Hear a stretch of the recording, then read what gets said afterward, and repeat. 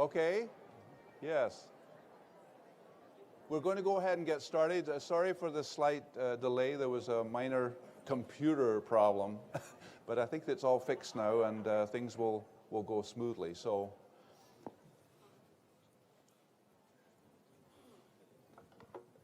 I'm Dr. Brian Dury, and I'm very, very pleased to welcome you once again to our 2018 ASH program.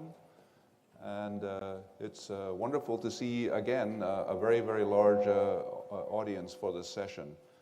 And our team here, we're ready to discuss the new strategies for multiple myeloma care and, very importantly, what do we see as the next steps for the future. So just some housekeeping to begin. As I said, I'm Brian Dury, and you can see I'm based at Cedars-Sinai. I'm chairman of the Myeloma Foundation. These are my disclosures. Immediately to my right, I have Vincent Rajkumar, and he has no disclosures. Very good. Shaji Kumar to his right, from the same facility, he does have disclosures. So they are chatting about that. And then we're pleased once again to welcome Philippe Moreau, who is the head of the department in Nantes, France, and as we would expect, has disclosures from the companies that he's working with. And again, we're very pleased to have Jesus San Miguel, now from Pamplona in Spain, and he lists his disclosures. And so the format this year is very similar to what we have done in previous years. There will be a case presentation, so all of the discussions will be based on individual cases. Following that, there will be a polling question, which you're used to from these in the past. You have your keypads. The keypads are very simple. You just need to press the number of the answer, the last number. You can change your answer. The last number that you press will be your response. After that happens, there will be a presentation by the faculty, and then there will be a discussion among the panel, and then obviously we would welcome immediate discussion. We're going to be discussing each case and topic as we go along, not at the end. So there'll be immediate discussion, and then we will finish up each segment by repolling, not all of the questions, but we will repoll some of what we think are perhaps the key questions. And so to start, we will ask you just a few questions just to describe yourselves. And so we will have these polling questions. And so which of the following best describes your professional designation? So if you could just answer that. And if the computer is fixed, we will actually get the percentages. And as I say, best describes. Okay, so most of you, 71% are physicians, but we have 13% pharmacists. How about that? Okay. So then if we can move to the next question, which of the following, again, best describes your practice? And there could be overlap, so just pick the one that best describes your current practice setting.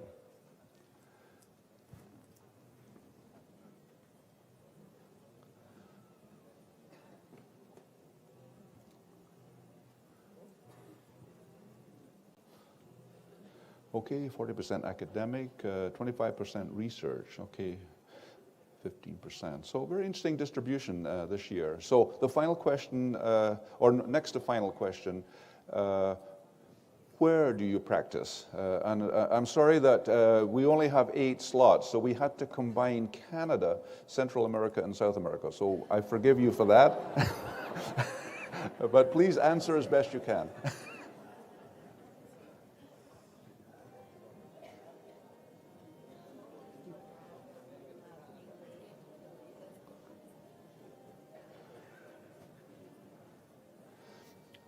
All right, look at that, 44% from Europe.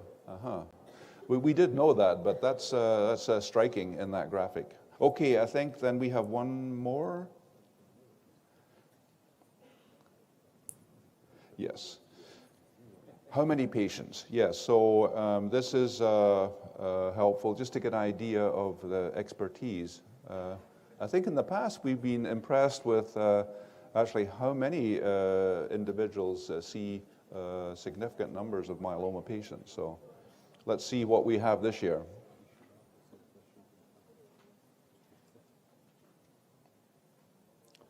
Oh, we don't see this year. So if you could answer this question. There we go. Yeah, so 37% see 20% or more. So, and then another 15 and 10%. So substantial numbers here are seeing significant numbers of myeloma patients. So this is great, where we can be discussing patients that you do see in significant numbers. All right, so just to summarize what you'll be participating in for the next couple of hours or so, we will start with risk stratification, and then we will discuss where are we with the newly diagnosed patient, and then what is the current status of transplant and consolidation and maintenance. Moving on to the many options that we currently have in the setting of relapsed and refractory disease, and backed by popular demand, at the end we do have a summary of the current 2019 algorithms to summarize kind of where we are in the treatment process. So I'd like to welcome our first speakers for this session, Dr. Vincent Rajkumar from the Mayo Clinic in Rochester, Minnesota, who will present on risk stratification for plasma cell disorders. So please welcome Vincent.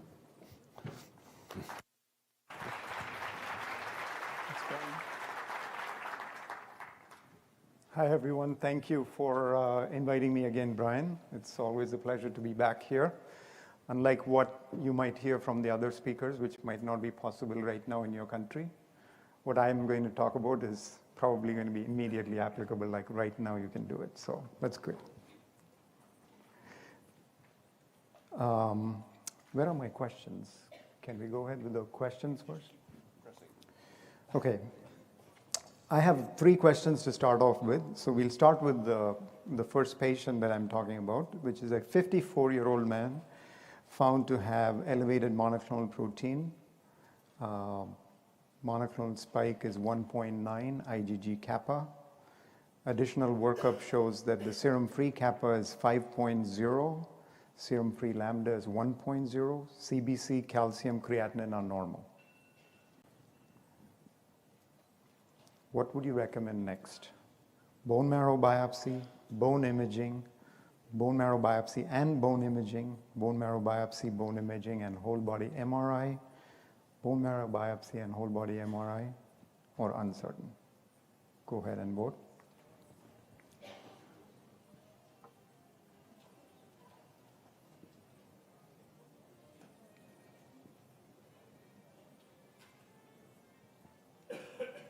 Okay, so 45% of you chose bone marrow biopsy and bone imaging. And let's see what the next choice is. That's actually what the faculty also picked. So very good. And we'll go ahead with, while I present the discussion, why that's the right answer. So this patient undergoes the bone marrow biopsy, which shows 8% plasma cells, and the bone imaging, which is negative. So probably MGUS. Patients watched annually for 3 years. And now in 2018, the patient presents with an increase in monoclonal protein to 2.5 grams, but still no symptoms. CBC, calcium, creatinine are normal, and we repeat the bone marrow biopsy because the M spike has gone up, and that shows 25% plasma cells. Oops, sorry, can you go back to the question? So please read the question very carefully. There's some trick question. Go back to the question again. Yep. Which of the following is not consistent with high-risk smoldering myeloma in this patient that we just heard? A free light chain ratio if it came back more than 25, 414 translocation. If the MRI showed 3 focal lesions, 8 to 10 millimeters in size. If the FISH showed deletion 17p, or uncertain. Which of this is not consistent with high-risk smoldering multiple myeloma? Please vote.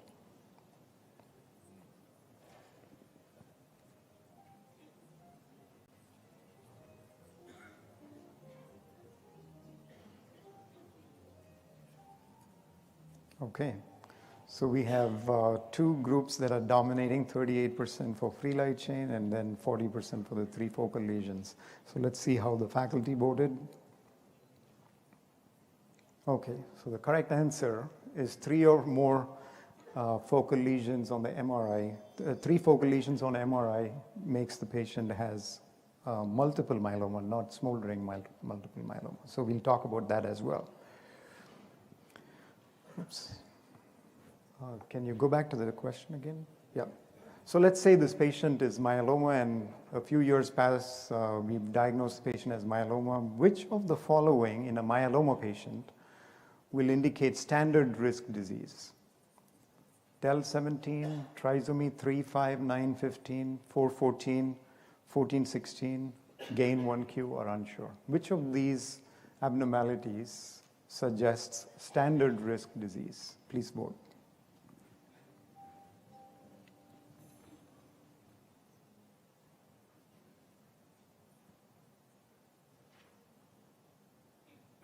Great, almost everyone got this right. Well, not quite. 1/3 got some other answer. 70% got it right, which I hope. And then the second step is over a course of time, 1% of patients each year get something else. It could be a del17, it could be a 1q gain, it could be any number of different things which we are still not sure of, RAS mutations, MYC translocations. And that causes the MGUS, which is like a polyp, to become multiple myeloma analogous to colon cancer. And then once myeloma happens, over the course of a myeloma patient's lifetime, additional abnormalities happen, which can then make the myeloma more and more refractory as time goes by, and eventually the patient succumbs to the disease. The first things first, diagnostic criteria. In 2014, the International Myeloma Working Group changed the diagnostic criteria for MGUS, smoldering multiple myeloma, and multiple myeloma. And I want everybody to be on the exact same page in terms of what constitutes each of these three disorders. The first thing is to remember that smoldering multiple myeloma and MGUS are characterized or defined by absence of myeloma-defining events, whereas myeloma requires the presence of myeloma-defining events. That's the main way in which we split myeloma from MGUS and smoldering. And then we split patients who have a plasma cell disorder who don't have a myeloma-defining event into two groups, MGUS and smoldering myeloma. Why do we do that? Because MGUS has a risk of progression of only 1% per year, but smoldering myeloma has a risk of progression of 10% per year. So we split them into two groups based simply on the proportion of plasma cells in the bone marrow, less than 10% for MGUS, and the size of the monoclonal protein, less than 3 grams versus 3 grams or more. So if a patient has either more than 10% clonal plasma cells or more than 3 grams M protein and no myeloma defining event, that becomes smoldering multiple myeloma. Myeloma itself is defined as the presence of myeloma defining events in a patient who has a known clonal plasma cell disorder. Now, the clonal plasma cell disorder may be more than 10% bone marrow plasma cells or a biopsy-proven plasmacytoma, and then you have one or more myeloma-defining events, which includes your traditional CRAB features, hypercalcemia, renal failure, anemia, bone lesions, as well as 3 biomarkers that we added, which is if the bone marrow plasma cell percentage is 60 or more, that's automatically myeloma with or without CRAB, free light chain ratio more than 100, or more than 1 focal lesion on MRI. So this patient that we had in the case with 3 focal lesions, which were beyond the 5 millimeter cutoff size, is automatically myeloma, not high-risk smoldering myeloma, and that's why that answer was correct. Now let's start with MGUS. MGUS itself is classified into 3 different kinds of MGUS, and the reason we split it is because the type of problem that an MGUS patient will progress to is different based on the type of MGUS. So there are three types of MGUS. One is the non-IgM, that includes IgA, IgG MGUS, the IgM MGUS, and light chain MGUS. IgM MGUS most of the time progresses to Waldenstrom's macroglobulinemia. Non-IgM and light chain MGUS progress to myeloma. There is some differences in the risk of progression of these disorders. In general, IgM has the highest risk, non-IgM second, and light chain MGUS, the way we define it right now, probably has a lower risk of progression than non-IgM MGUS. This slide is very important, and I want you to keep this in mind. Many MGUS patients who see you, you might be the only physician that they see once a year, even though you're a hematologist. And what you need to remember is that the actual risk of dying from multiple myeloma or progressing to multiple myeloma, amyloid, Waldenstrom's macroglobulinemia, or one of those plasma cell disorders is still quite low. It's only about 10% of all MGUS patients who will have this kind of problem. 90% of them will die of something else, non-related to the myeloma or amyloid or plasma cell disorder progression. So we need to make sure that we don't forget to monitor them for breast cancer, colon cancer, prostate cancer, heart disease, cholesterol, everything else that's important, and not focus only on the plasma cell progression part, because that risk is still low compared to the relative probability of dying from other things. This is from a classic paper that Bob Kyle published in the New England Journal of Medicine this year. Now, once you know the patient has MGUS, simply using the M spike size, the IgG type, and the free light chain ratio, you can divide this into three different groups. Patients who have all three abnormal, that means more than 1 gram, 1.5 grams M spike, and non-IgG type and abnormal light chain ratio, will have a higher risk than patients who have everything normal. When you work up a patient with MGUS, if the patient looks like a low-risk MGUS, a small IgG MGUS with a normal light chain ratio, or a small IgM MGUS, or a very small light chain MGUS, and there are no complications, it's uncomplicated, then you don't need to do a baseline bone marrow biopsy and a bone survey. You can assume these will classify a patient with smoldering myeloma as high risk. Patients with very high M spikes, patients with high light chain ratios, that's not quite 100, but very high nevertheless. Abnormalities like deletion 17p, 414, or gain 1q. An evolving pattern, like the M spike continues to rise, or increase in circulating plasma cells. Here is a new risk stratification system that was proposed as the Mayo 22. Patients who have a bone marrow plasma cell percentage more than 20%, M protein more than 2 grams, and free light chain more than 20 for the ratio.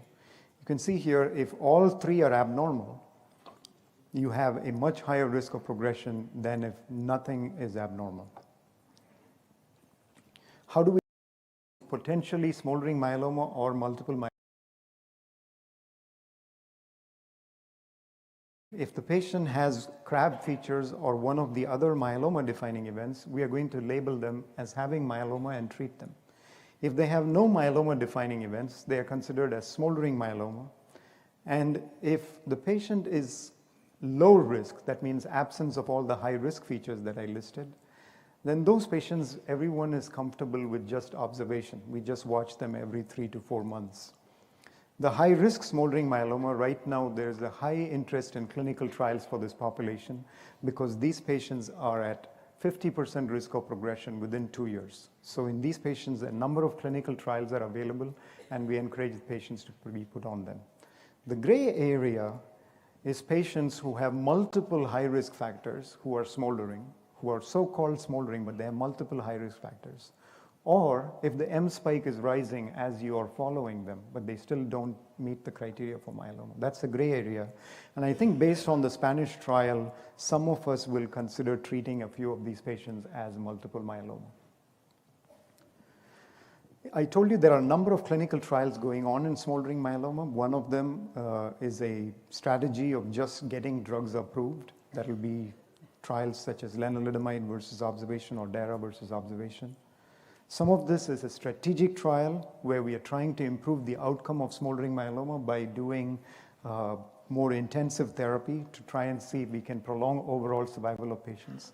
And most exciting is that there are some trials such as the CAESAR trial, which is done in Spain, and the ASCENT trial, which is led by Dr. Shaji Kumar, which are really going all out to see if we treat patients with smoldering myeloma at an early stage before they have symptoms, is it potentially possible to cure myeloma? So there are all three types of trials going on. All of us are doing all of these three types. It doesn't mean we favor one type or the other.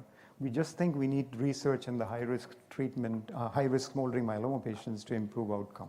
Which of these three approaches will be successful, time will tell.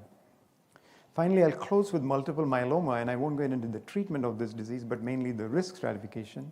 We have a paper this year that Dr. Kumar and I wrote calling it multiple myelomas. It's just like there are many, many types of lymphomas. We don't call it just lymphoma and have a lecture on that. But myeloma is much rarer, and therefore we pooled a number of different diseases and we are calling them myeloma, but it's really 6 different diseases at the minimum. Where's the next slide?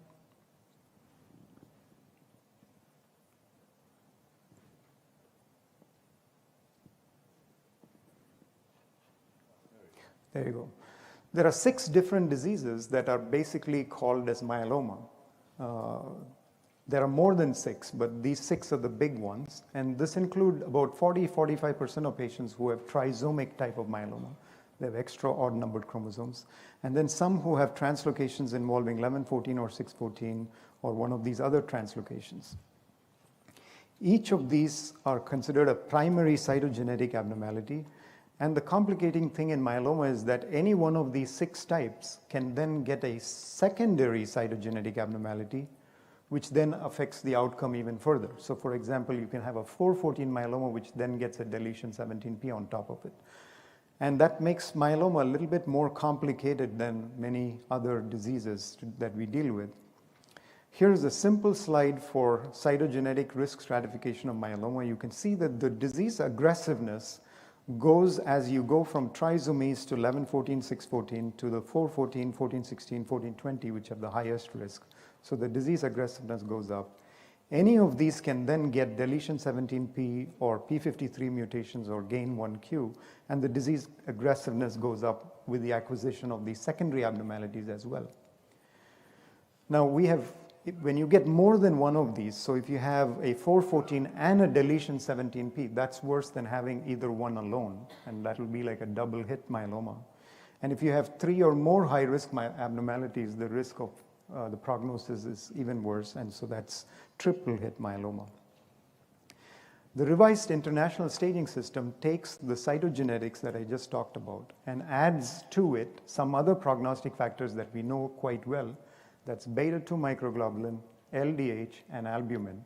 Puts the high-risk cytogenetics, everything together. I don't want you to memorize this, but simply know that the revised international staging system takes all of these things and puts them together and divides myeloma into 3 different groups. And each group is associated with a different prognosis. So the revised international staging system is what we are currently using in clinical trials for risk stratification. I'll close with plasma cell leukemia, which is an odd entity, but just so you know that when you have more than 5% plasma cells in the circulation on a regular CBC, that is associated with an outcome that is much worse than even high-risk myeloma. Now, ordinarily, we call only more than 20% plasma cells as plasma cell leukemia, but our studies now, there are 3 studies which show that even 5% circulating plasma cells on a regular CBC is really more aggressive than even the high-risk myelomas. So in summary, we have in myeloma a new diagnostic criteria which was introduced in 2014. We have a molecular classification based on primary cytogenetic abnormalities that divide myeloma into at least 6 types. We have a new risk stratification system for myeloma called the Revised International Staging System. Similarly, there is a risk stratification system, the 2-20-20 for smoldering, and the MGUS based on a light chain ratio and M spike that I talked about, and the RISS. Thanks so much for your attention, and that's all I have.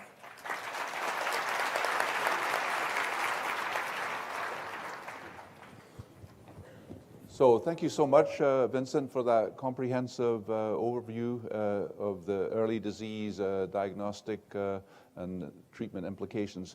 First of all, any comments or questions from the panel? Jesus? Yeah, I have a comment. First of all, I mean, I really enjoy, very, very good talk.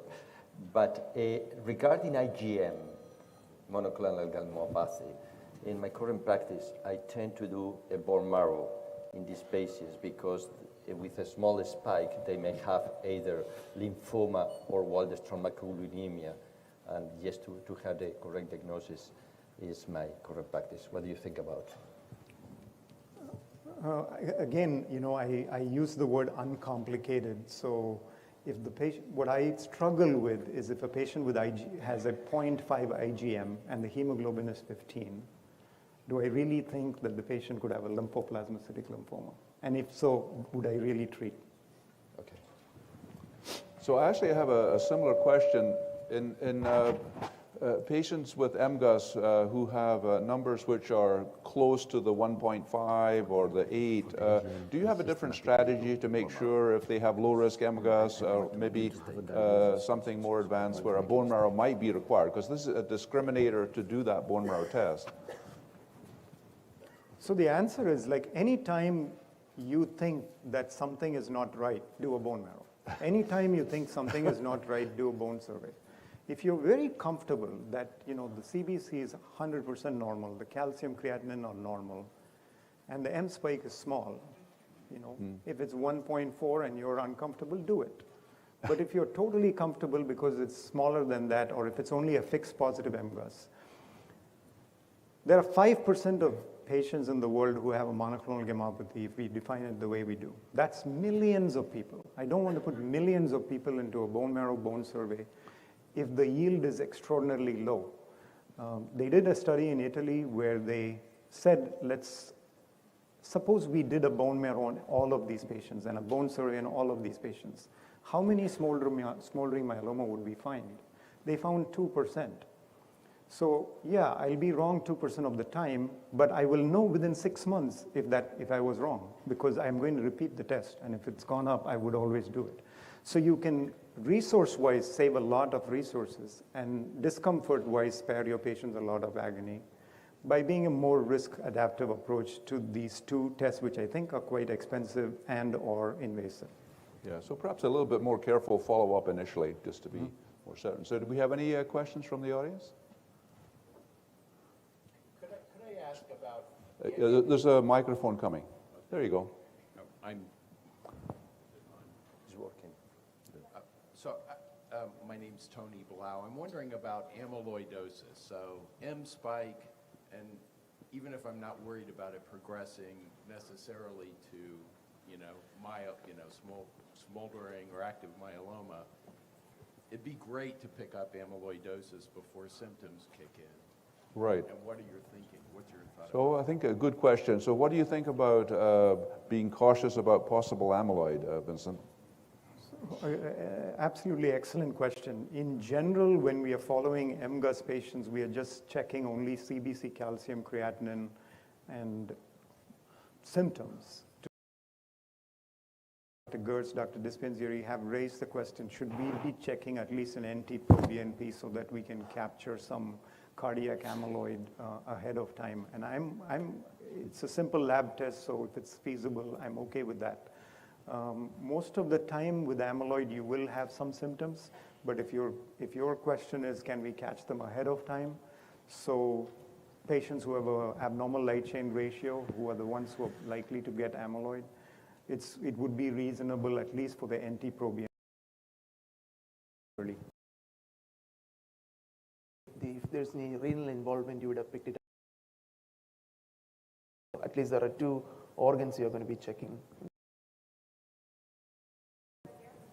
Okay, time for maybe one or two more questions. Yeah, go ahead. Yes, as part of the criteria, you mentioned normal free light chain ratio. For people with pre-existing renal dysfunction, it's not quite clear what normal values we should use. There have been a few papers published on the varying normals for renal failure. Can you comment on that? Or would you do a bone marrow in anybody who's got pre-existing renal failure for, known for other reasons? Yes. Correct. This is a great question on the light chain ratio in terms of what is normal. For MGUS, since simply we are saying is the light chain ratio normal or abnormal, that does pose a problem because when we did the study years ago, it was 2005.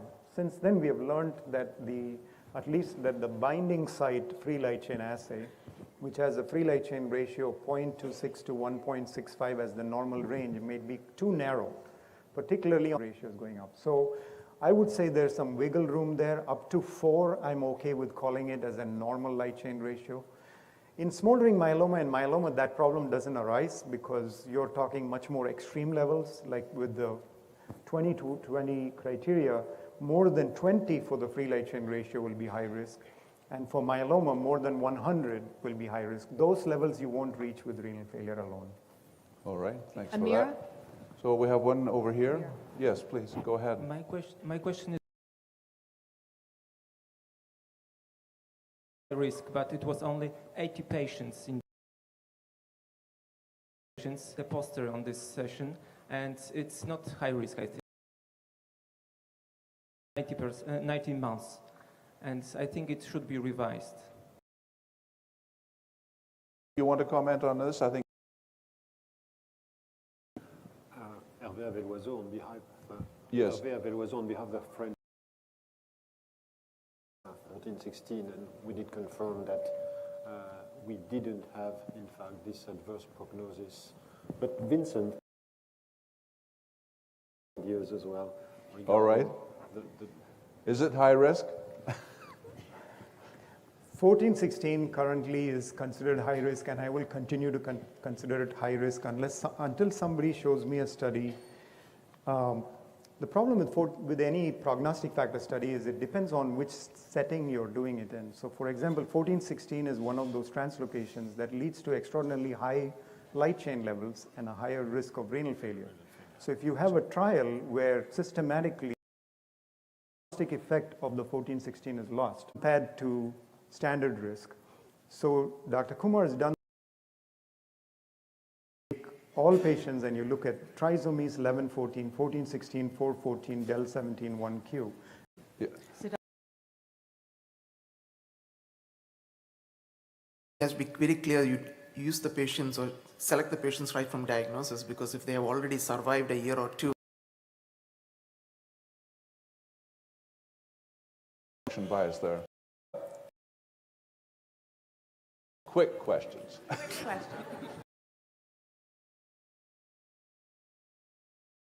And peripheral neuropathy. Workup for MP and ADS. And this neuropathy usually starts with the toes and then progresses. And if there is no other cause, it's possibly related to the MGUS itself. And we usually can those present like Guillain-Barré syndrome with both proximal and distal involvement. And those are treated basically like any other CIDP, or not. All right. We should. One last question. So I want to just get your that's been recently published on the free light chain prediction of whether or not that's going to actually progress to myeloma within 48 months, or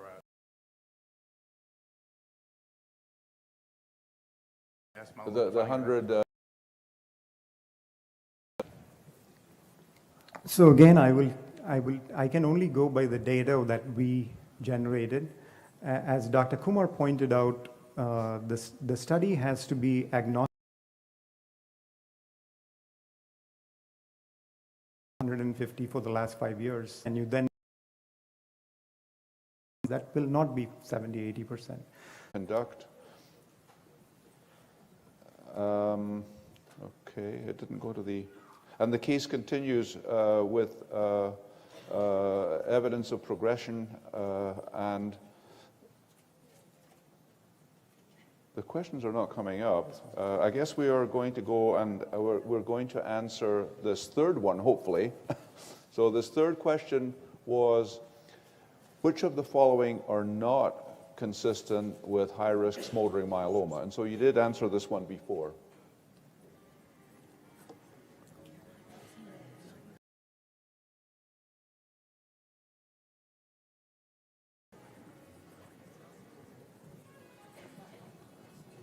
Okay, why, gosh.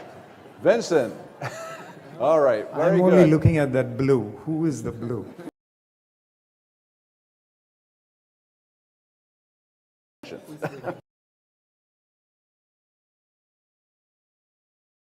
What is that?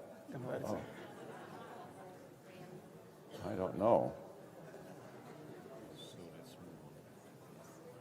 All right, well, thank you very much.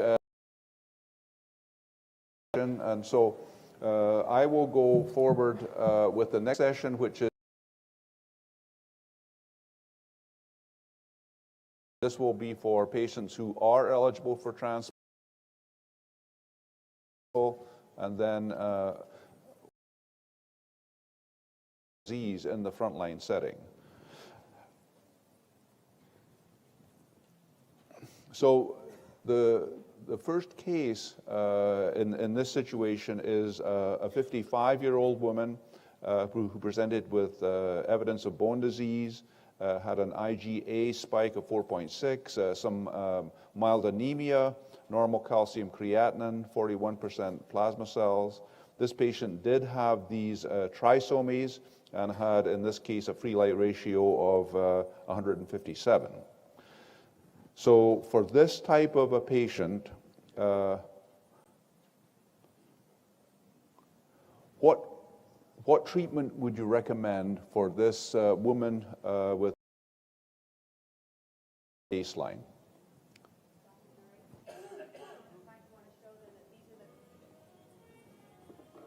All right. All right. I'm being told that not everyone is pressing their buttons anyway, so just press the...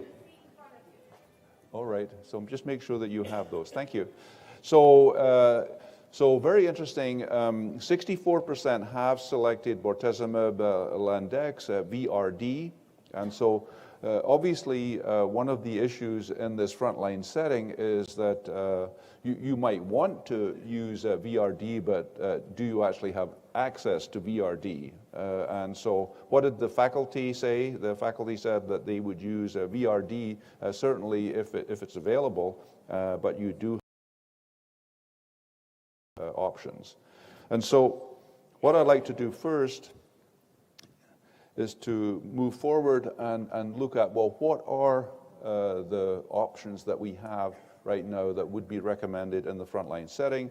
And this is an algorithm that will be discussed further at the end of our session. So in the non-transplant setting, obviously VRD could be considered even in that setting, and an alternative for elderly or frail patients is to consider the two-drug option of RD. For the transplant candidate, VRD really is the primary recommended therapy. Moving forward, as will be discussed in the next section, with the possibility of auto stem cell transplant with or without consolidation, and then to consider some of these further options as you move through the treatment paradigm. And so, what are the data related to the frontline options? VRD, or if it's available to you, VTD or VCD. Philippe will discuss his data indicating that if you have the choice, the initial early data with VTD is most likely preferable to VCD.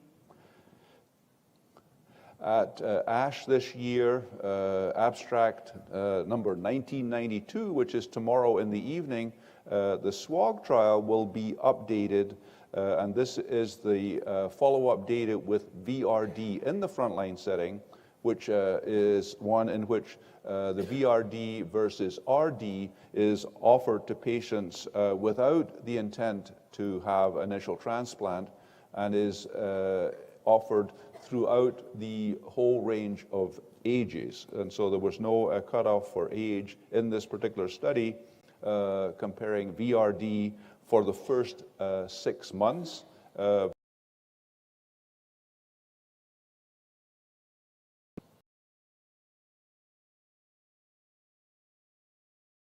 Is in the abstract indicates that with care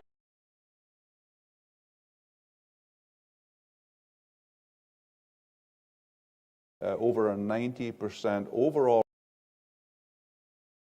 RD, and what is the continued evidence for RD is the higher occurrence of VGPR or better, 74.9 versus 53.2. And so in this follow-up, the responses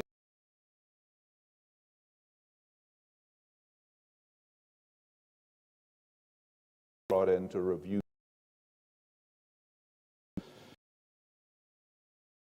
the abstract. It's very encouraging that with these current data and reviewing current eligibility, a few patients for various reasons were deemed to be perhaps not eligible. There's some minor changes in these numbers. You can see here that the overall median PFS is 41 months versus 29 months.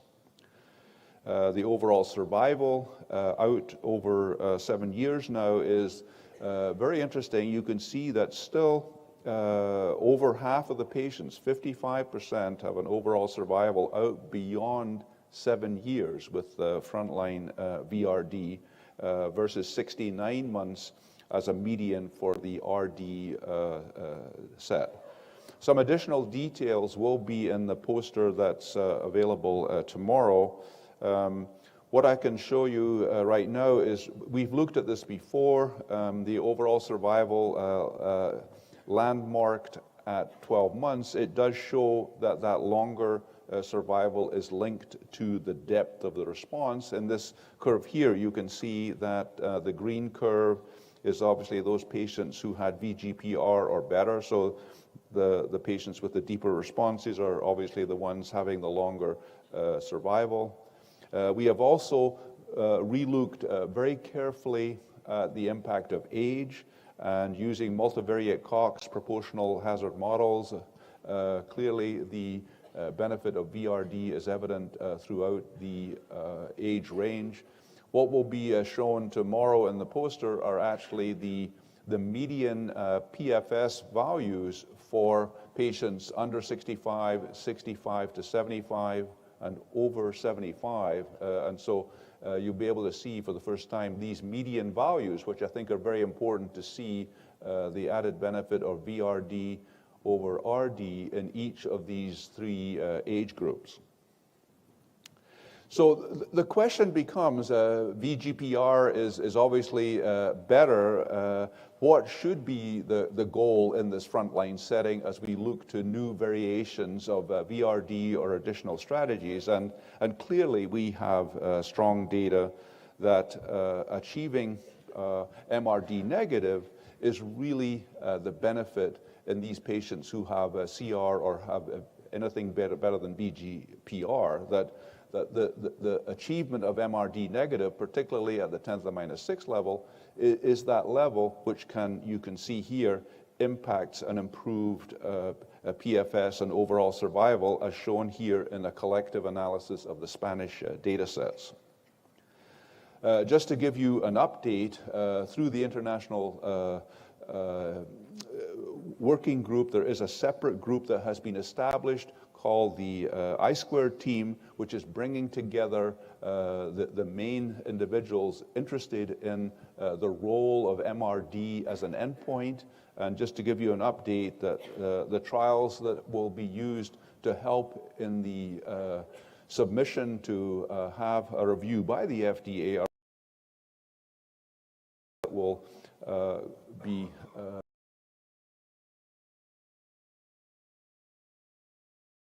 So we are optimistic that this is a package that will be looked upon favorably and that we can have MRD as an endpoint within clinical trials, which is the goal of this particular submission.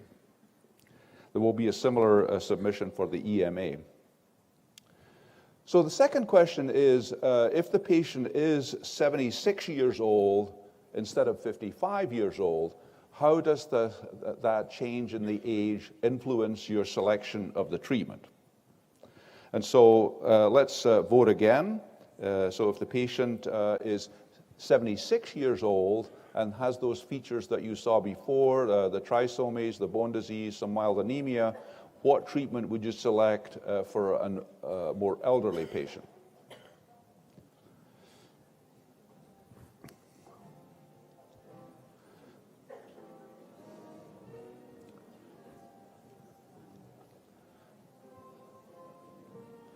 All right, so VRD is selected here, but a significant percentage moving over to RD, and also some interest in some of the newer combinations using daratumumab. So I can see a range of choices for now and then perhaps moving into the future.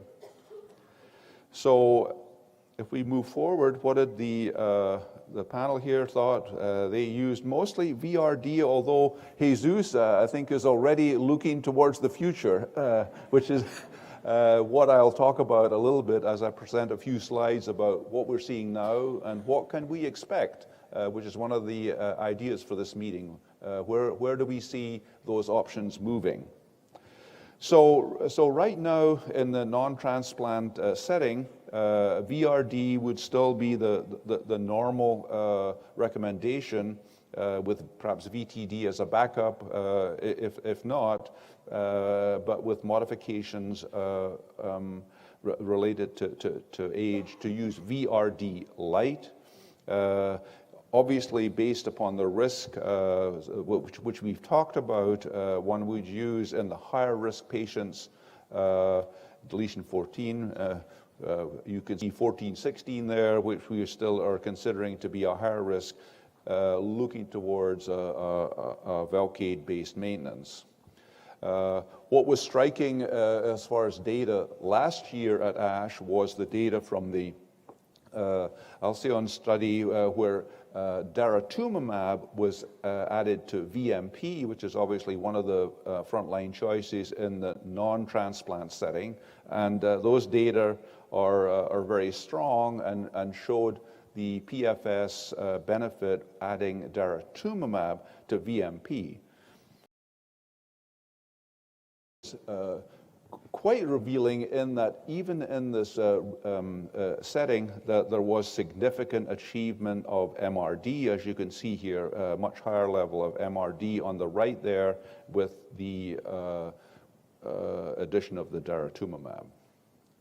But as is implied by Jesus San Miguel's answer, I think that we are quite interested to see data presented. Now, unfortunately, this is a message for ASH, is that this late-breaking abstract is very exciting, will be presented on Tuesday. But nonetheless, Tuesday morning, but nonetheless, these data, I'm showing you what is in the abstract, which shows a very clear benefit of the daratumumab Revlimid Dex over the Revlimid Dex in the newly diagnosed patients not eligible for transplant.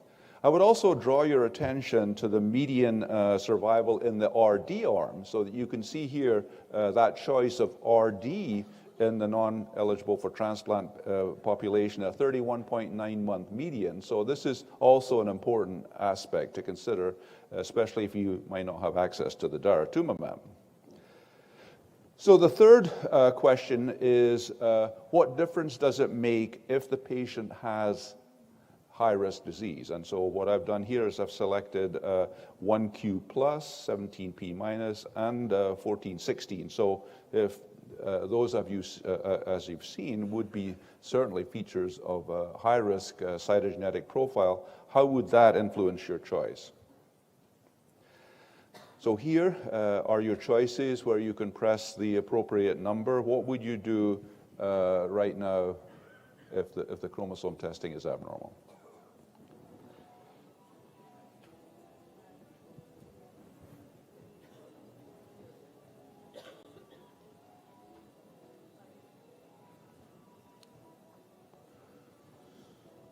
Okay, so a lot of people would just stick with VRD. And actually, as we'll see, this is a discussion that goes between Vincent and Philippe. What data do we have that carfilzomib Lendex would be better than VRD? You can see from the panel here that all of us except Philippe say that maybe we would substitute carfilzomib for Velcade for the high-risk patient. And so we can see how this discussion goes in a few minutes. So obviously, this is the treatment algorithm that will be discussed more later. But basically, you can see here that for the good risk patients, the trisomies VRD, as you move over to your right, you'll see that the choice can become KRD versus VRD, but we're really looking for those data to strongly confirm that better choice, although we all have the evidence that we've seen in many settings where Kyprolis, carfilzomib, does appear to be, in many settings, a more potent proteasome inhibitor. So what will be these kinds of controversies that we have to deal with and think about moving forward? And so I just give you some examples of questions to be pondering as we move forward and for discussion. There will be new triplets to consider, KRD, also KCD or KTD, and then of course the DARA combinations, DARA-RD, but also DARA-VD, and then substituting ixazomib versus Kyprolis. But then what will be the status of the 4 drug combinations? DARA added in with VRD, VTD, or VCD, and so one can assume that those combinations, and we're waiting to see what will be the results of the Cassiopeia trial that Philippe will talk about, DARA, VTD. We're assuming that adding DARA to these potent frontline combinations will be very effective. It's also important to consider, and this comes out of the Spanish VRD autologous stem cell transplant, if you're trying to do better than VRD, what is the disease that is left? And so this is a very interesting data set from the Spanish team indicating if you look at the disease in the relapse setting, there is a preponderance of bone-related plasmacytomas and also chromosome findings that are of a double hit type, 1q plus and 17p minus. So something to consider in terms of alternative backup therapy and to look at what would be subclonal patterns, which is something we're going to be seeing more of at the single cell level. And then to look more closely at all of our options now and to think which of those would be appropriate to add in the frontline setting. Should we be thinking to add an immune therapy, selinexor, venetoclax, even CAR T cells or BiTEs in the earlier setting, perhaps as consolidation? And so certainly daratumumab, this is what's going to happen first. There is an idea that for 1114, one could consider venetoclax perhaps, but the biggest question that we'll be focused on here at ASH is what will be the future role for CAR T therapies and for the BiTEs. And we are faced with data that we know already from BB211 from ASCO showing a median PFS of about a year. And so the question will be, should we be harvesting T cells on our patients in the frontline setting early and then consider what would be the appropriate best time to consider CAR T cells early in the disease? And so we also need to consider how we will evaluate response, and there will be changes in the timing of MRD assessment to capture the early impact of CAR T and the bispecific antibodies. And so as we move forward, I would just close with this comment that as we look at early disease and myeloma, the way that we consider who should receive treatment for myeloma is really morphing and changing. And this is where we are right now where we are introducing in a trial fashion therapy for smoldering disease. But if we fast forward, what would really be ideal to think about would be to look at which patients should be treated like myeloma and which patients should not be treated at all. So this is to give you some perspective of where might be we headed for the future. And so I will close with that. Thank you for your attention.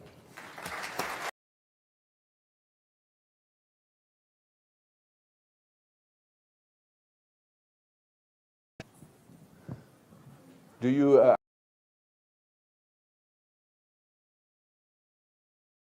DARA-RD will something that we would be strongly considering?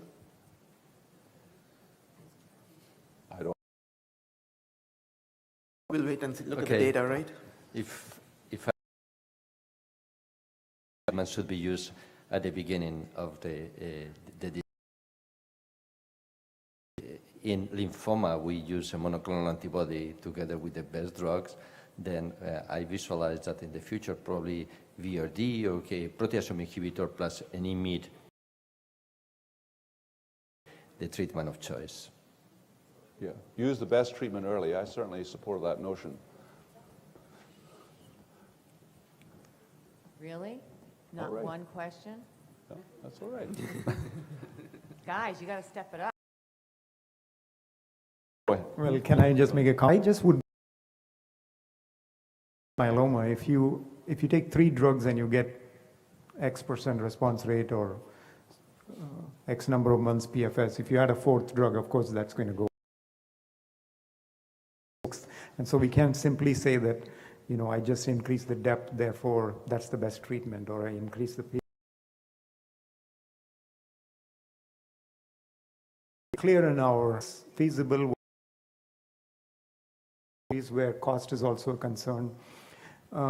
Many countries where we are saying let's do DARA-VRD cannot give VRD, let alone DARA-VRD. So we have to be realistic. To me, the metric is you have shown with VRD frontline a median overall survival that is not yet reached. That's beyond like 7 years. 7 years, 55% of patients are living. If you start VRD today, the first time the patient will need the next regimen, even without a transplant, is 4 years. A lot can happen in 4 years. So given myeloma is, like I've always said, more like a marathon rather than a sprint, I would like to save the best, I would like to save the most expensive drugs for later on until it's clearly shown that by using them early, you are going to improve overall survival. So overall survival should be our metric before we change. Or a head-to-head. If you did a VRD versus DARA-RD, and you said DARA-RD patients live longer, or like Dr. Kumar is doing a VRD versus KRD, and you show that KRD patients live longer, then you change. I think prematurely changing is not, I have a concern with that. All right. May I make a comment? You have said that the patients, the other half will relapse.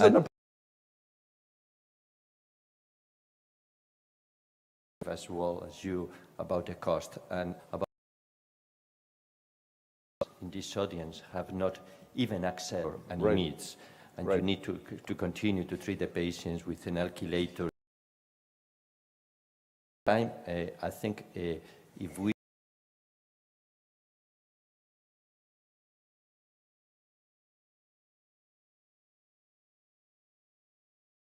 should be aware that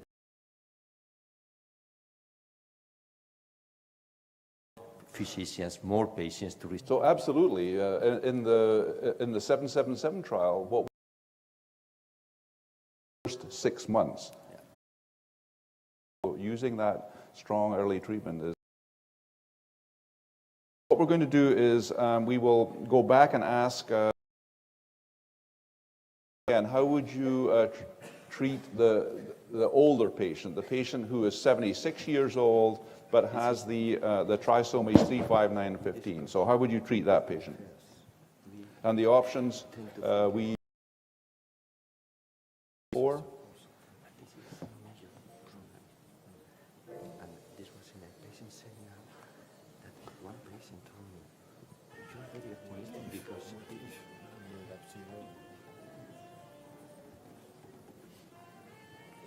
All right, so we have a shift towards VRD or VRD light. So this is interesting. And then numbers, yeah, the DARA, yes. So I think then we're going to ask again the impact of the poor risk chromosomes. So the choices there, VRD, KRD, plus some other choices.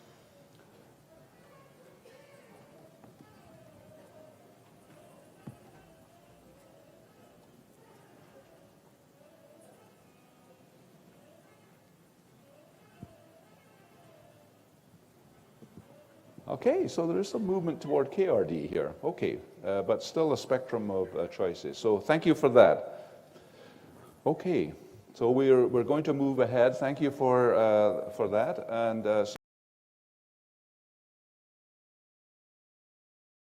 presenters. So both present their perspectives. Obviously, Philippe will focus on the non-US European perspective, and Shaji will focus. So now that we checked out and made sure everybody's awake with all those questions, we can move on to the next part.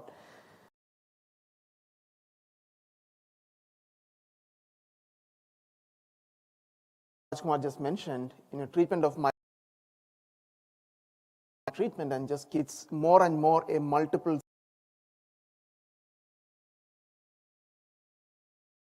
do. And all right.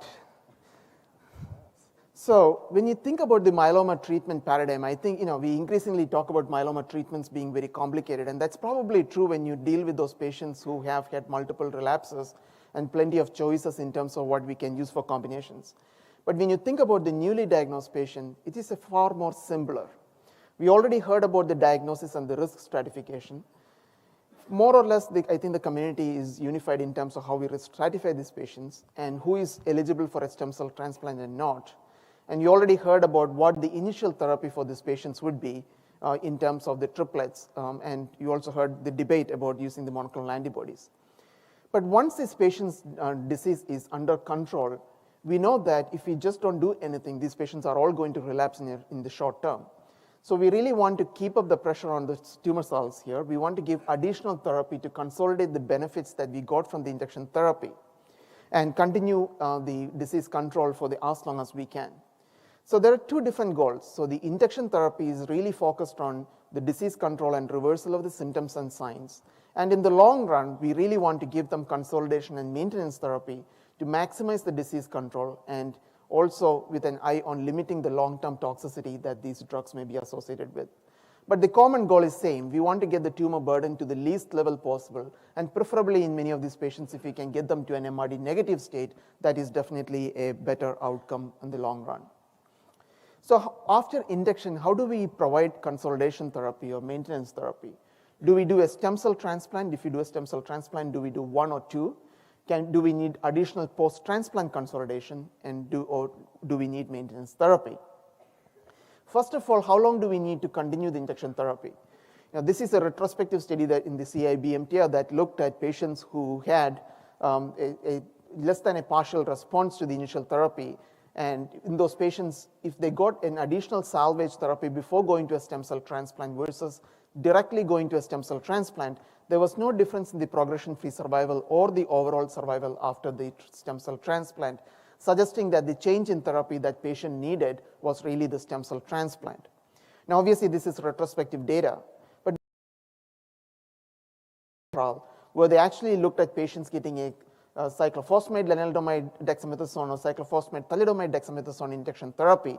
And if they got only a partial response or minor response, these patients were randomized to getting 2 more cycles of bortezomib, cyclophosphamide, dexamethasone versus directly going to a stem cell transplant. And the data clearly showed that there was an improved progression-free survival if you gave an additional line of therapy before going to a stem cell transplant, but there was practically no difference in the overall survival outcome for these patients. So I think there's fair in the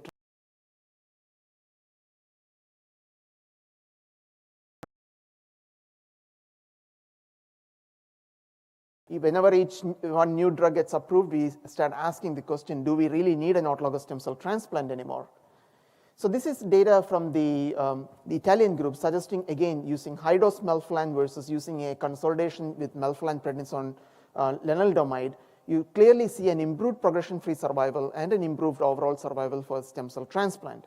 The criticism here has been maybe the melphalan, prednisone, lenalidomide is not really the best comparator.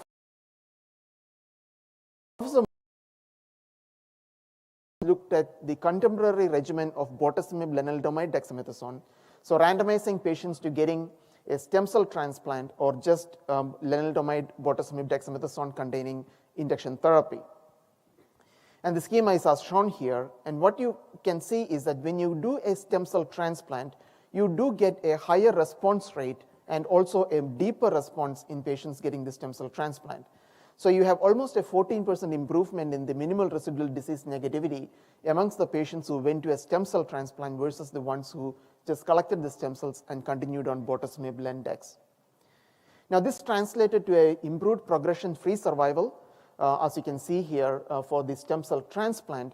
And as of the most recent follow-up, there is no improvement in the overall survival. So what does this trial tell us? I think it gives us two important messages.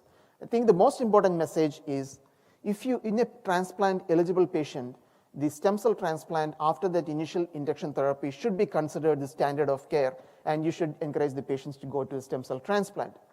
But at the same time, if the patient does not want to go to a stem cell transplant, I think it's reasonable to tell them that collecting the stem cell and doing it later on is also an acceptable approach.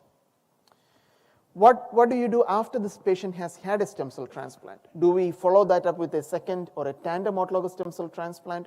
Or do we give additional consolidation therapy with the regimens like the bortezomib, lenalidomide, dexamethasone? Or do we directly go on to a maintenance therapy? Now, there are two trials that have directly looked at this question, and I'm going to talk about the one that was done in the US and the conclusions from that. And Dr. Mora is going to talk about the EMNO2 trial and how he would interpret the data from that trial. So the STAMINA trial actually looked at patients who had a single autologous stem cell transplant, and obviously these patients are registered and randomized prior to the first transplant, and they were randomized to a len maintenance alone, or getting 4 more cycles of bortezomib, lenalidomide, dexamethasone consolidation, or a tandem autologous stem cell transplant. And all these patients had lenalidomide maintenance. Now, when you look at the primary endpoint of this trial, there is absolutely no difference in the progression-free survival between the 3 different approaches. And again, the overall survival is also comparable, again, with the caveat that the follow-up of this study is relatively short at this time point. So I think the recommendation for patients who are getting a bortezomib, lenalidomide, dexamethasone induction therapy, as is the most common practice in the US, and getting a single autologous stem cell transplant, there is no role for giving a bortezomib, lenalidomide, dexamethasone consolidation or a tandem autologous stem cell transplant. We can move directly to a lenalidomide maintenance. However, you also want to take into consideration there is some data from the European clinical trials and the data from this multiple phase 3 trials is going to be updated by Professor Coward in this meeting. But the initial data clearly showed that patients with high-risk disease, the 414 translocation and the 17p deletion, those patients clearly seem to benefit from getting a tandem autologous stem cell transplant compared to a single auto transplant. Now, there is also the prospective data from the EMNO2 trial, which again demonstrated that there is benefit for the especially for the high-risk cytogenetics patients, to getting a tandem autologous stem cell transplant. So what do we make out of these 2 trials, where again, we don't have the high-risk cytogenetic data from the STAMINA trial yet, but I think it's reasonable to have the discussion with the patient who have high-risk myeloma about considering a tandem autologous stem cell transplant. Now, what about the maintenance therapy? Now, we have this meta-analysis which incorporated the data from 3 different phase 3 trials, demonstrating that if you have a single autologous stem cell transplant and move on to a lenalidomide maintenance, you gain approximately 2.5 years in terms of survival, overall survival. And it seems to benefit the vast majority of the patients, with the exception of those patients who have high-risk disease. So this particular figure here shows the ISS stage 3 patients not deriving as much benefit, and there's additional data from this trial also showing that patients with high-risk cytogenetics also don't derive much benefit from a lenalidomide maintenance.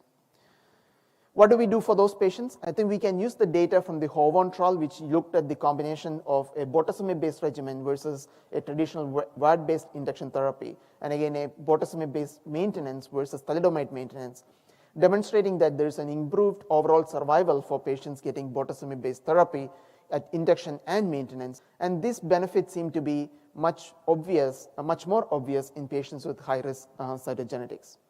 So what's the recommendation? I think for all the patients who are getting a bortezomib Lendex injection, a single autologous stem cell transplant, the current standard of care would be to put them on lenalidomide maintenance if they have standard risk disease, and if they have high risk disease, then consider using a bortezomib-based maintenance. Now obviously for the patients with the high risk disease, we are always looking for newer strategies. Now this is retrospective data from the Emory group, again showing that if you have a 17p deletion, and you give these patients a bortezomib, lenalidomide, dexamethasone based consolidation or maintenance, however you call that, you have actually a much better than anticipated overall survival, suggesting that a more intense approach to maintenance in these high-risk patients may be warranted. So what are the eligible? An upfront stem cell transplant after 4 to 6 cycles of induction therapy with a proteasome inhibitor IMiD-based combination, irrespective of the depth of response, is the current standard.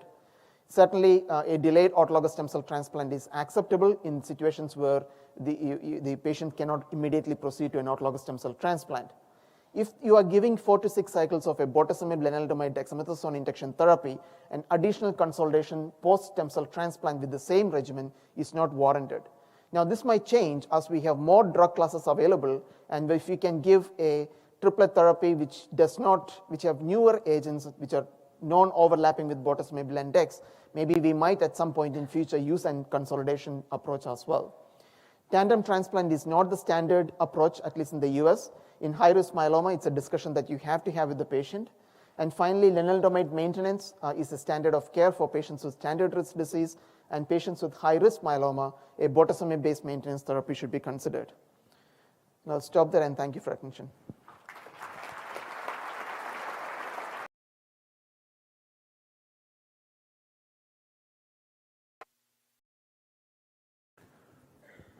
So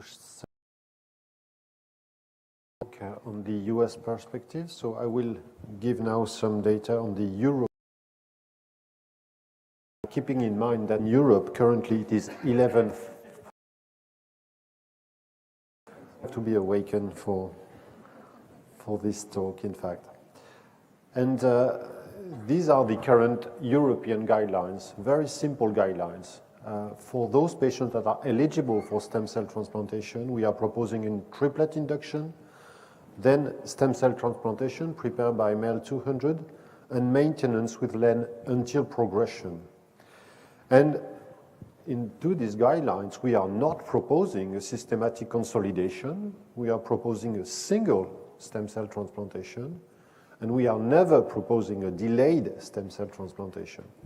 And we are proposing stem cell transplantation in patients less than 66 years of age or fit patients less than 70 in good clinical condition. And why are we proposing systematically upfront stem cell transplantation? This is based on the results of 2 important trials. The first one is the EMN02 study, the study from the European Consortium, with an induction with VCD upfront, and then patients were randomized to no stem cell transplantation upfront with VMP or stem cell transplantation. And the results are very clear, and they were presented twice at ASH by Michele Cavo. For progression-free survival, stem cell transplantation upfront is associated with a better progression-free survival as compared with VCD followed by VMP alone.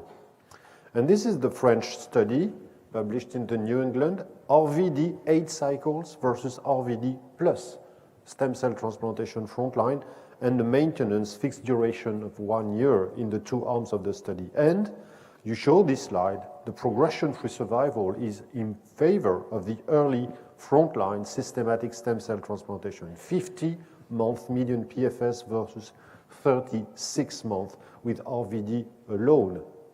And when looking at the prognostic factors for progression-free survival, the most important one is the achievement of MRD negativity. And the best way of reaching MRD negativity into this study is to use stem cell transplantation frontline versus RVD alone. You see the impact of stem cell transplantation to achieve MRD negativity 80% by 7-color flow cytometry. And when patients are reaching MRD negativity, the overall survival is improved with 7-color flow and also with NGS at the sensitivity threshold of 10 to the minus 6. OS is improved both before maintenance and after maintenance. So if you want to use stem cell transplantation upfront, you will reach a higher level of MRD negativity rate, and subsequently your outcome will be improved. So when looking at stem cell transplantation, we don't have to speak only about consolidation or maintenance, but induction is very, very important, and Brian discussed about induction. What is the role of induction? We need to have a fast control of the disease. We need, if possible, to achieve high response rate and MRD negativity with minimal toxicity. And it should allow as well an adequate stem cell harvest to be able to perform the frontline stem cell transplantation. And in Europe, the two standards of care were VTD and VCD, and more, and you heard about some polls here, we are using VRD as well. VRD is widely used in the US, is probably less toxic as compared with VTD, and it is, at least to my opinion, as effective. So it will be the future in Europe as well. And it could be easily proposed up to 6 cycles of VRD based on the Spanish experience. And the Spanish experience is very, very important when comparing VTD versus VRD. This paper was published in 2012 by Laura Rossignol. And in this study, our colleagues from Spain used, before stem cell transplantation, 6 cycles of VTD. And you can see that the VGPR rate or better is 60%. And you can have an adequate stem cell harvest of almost 4 million of CD34 positive stem cells. The same cooperative group published recently some data on VRD prior to stem cell transplantation. Same group, 6 cycles, and you see that the VGPR rate or better is 68%. It was 60% with VTD. And the stem cell harvest is also very good, more than 4 million of stem cells. But when comparing the toxicity of VTD versus VRD, and this will be presented by Laura Rossignol during this meeting, you see that the peripheral neuropathy rate is highly decreased with VRD. So you can use VRD up to 6 cycles very easily. And the same group looked at MRD data, and with 6 cycles of VRD upfront, you can reach a very high rate of MRD negativity at the threshold of 10 to the minus 6, 35% of the patients. That's a very high proportion of the patients. So how to improve on these results, and what will be the future? During this meeting, we are going to hear some data on KRD upfront, and I cannot show you any data, but please go and listen to Francesca Gay in 2 days from now with very good results with KRD upfront. But what we did with the French group and the Hoven group, we looked at the prospective comparison of VTD versus VTD plus daratumumab, and we looked at MRD negativity after 4 cycles of either VTD or VRD, and VTD or VTD DARA. And the results will be presented at the next ASCO meeting. So these are 2 ways of improving on the induction part that is very important for the outcome of the patients. And this study will start very soon in Europe. What we are going to do, we are going to compare VRD upfront versus VRD plus DARA prior to stem cell transplantation, and VRD versus VRD DARA during the consolidation part of the study. So we are going to establish probably that the quadruplet combination is able to improve on the MRD negativity rate and the outcome of our patients. So we are not systematically proposing consolidation into our guidelines. But what is the role of consolidation? A short duration after stem cell transplantation in order to increase the quality of the response, the depth of the response, and with the reduced toxicity to allow maintenance. So what are the tools and what are the issues? We can use novel agent-based consolidation or second stem cell transplantation. Is it necessary? What is the best option and what is the optimal duration of consolidation if needed? So these data were reported by Michele Cavo quite a long time ago, 5 years ago, and Michele will update these results, meta-analysis of phase 3 trials in Europe comparing. So I encourage you to listen to this oral presentation tomorrow. What we did also with the French group, we compared VTD auto without consolidation versus VTD auto and 2 cycles of VTD consolidation. And the PFS is improved when you are adding 2 cycles of VTD after stem cell transplantation. So we do have some data supporting consolidation or a tandem stem cell transplantation. And into the recent EMN02 study, in the stem cell transplantation arm, VCD and auto, some patients were treated with a single stem cell transplantation, and some patients were treated with a tandem stem cell transplantation. And Michele Cavo reported at the last ASH meeting the outcome of single versus tandem stem cell transplantation in terms of PFS, and 2 is better than 1. And for overall survival as well, 2 is better than 1, and you see the hazard ratio is 0.5, supporting the role of a tandem stem cell transplantation in young patients eligible for stem cell transplantation. And this is especially true for high-risk cytogenetics, but when also you are combining revised ISS2 and 3, for overall survival, tandem stem cell transplantation is better than single. And you can see the hazard ratio is quite good, 0.5 and 0.48.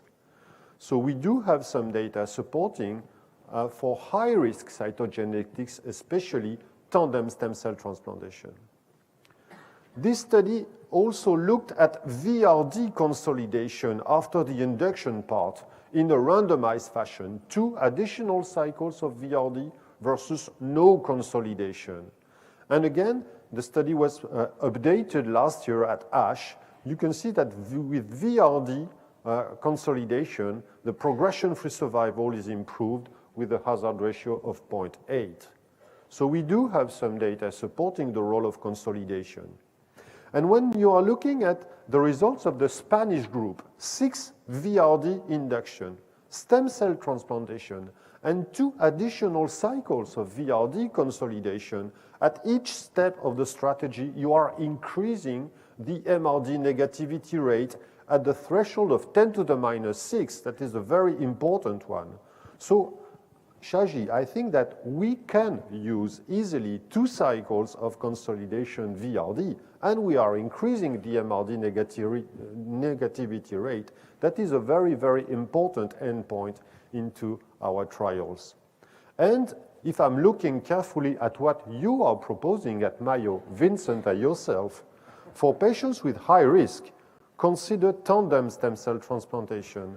So that's okay. Michele Cavo would agree with you. I'm not Michele, but Michele will tell this tomorrow for sure. So what about the US study, STAMINA study, a very, very interesting study design. After stem cell transplantation, patients are randomized to no consolidation, VRD times 4, or a second stem cell transplantation. The study design is optimal, very high number of patients, maintenance until progression in the free arm. So I'm perfectly okay with the study design. But when you're looking at the compliance for a patient point from the patient decision or physician decision, you see that only 68% of the patients who are allocated to the tandem stem cell transplantation arm did receive the tandem. So if you are taking out patients from a study, of course, the results will be totally biased, to my opinion. And similarly, 12% of the patients that were supposed to receive 4 cycles of VRD consolidation did not receive the 4 cycles for physician or patient's decision. So we should look at the per protocol analysis, and the results are the following regarding progression-free survival. The 2 best arms of the study are those with the tandem stem cell transplantation or auto followed by VRD. So a very good study design, but many patients were dropped out, and I think that the study is very difficult to analyze at the end of the day. But I agree with you, we still have question marks regarding the role of consolidation, and I think that outside clinical trials, we may recommend tandem stem cell transplantation in patients with high-risk disease. What currently we are doing in Europe is also looking at the impact of daratumumab as part of consolidation, and Cassiope will demonstrate probably that a quadruplet combination is very effective in increasing the rate of MRD negativity. So what about maintenance? And we know that we need sustained response following stem cell transplantation, and I'm showing you exactly the same picture of the impact of LEN maintenance into this meta-analysis on 1,200 patients. LEN maintenance is improving overall survival. That's a very, very important point. But we know that into this study, patients with high-risk cytogenetics and ISS-free does not seem to benefit from LEN maintenance. But we also have some data coming from the UK group, and Myeloma 11 study also looked at LEN maintenance versus no maintenance after stem cell transplantation. And our colleagues from UK that are outside Europe, UK is no longer in Europe, are also showing that LEN maintenance is improving not only standard risk patients, but also high risk patients. So we do have some conflicting data regarding LEN maintenance, and nevertheless, we are proposing LEN maintenance for the majority of the patients.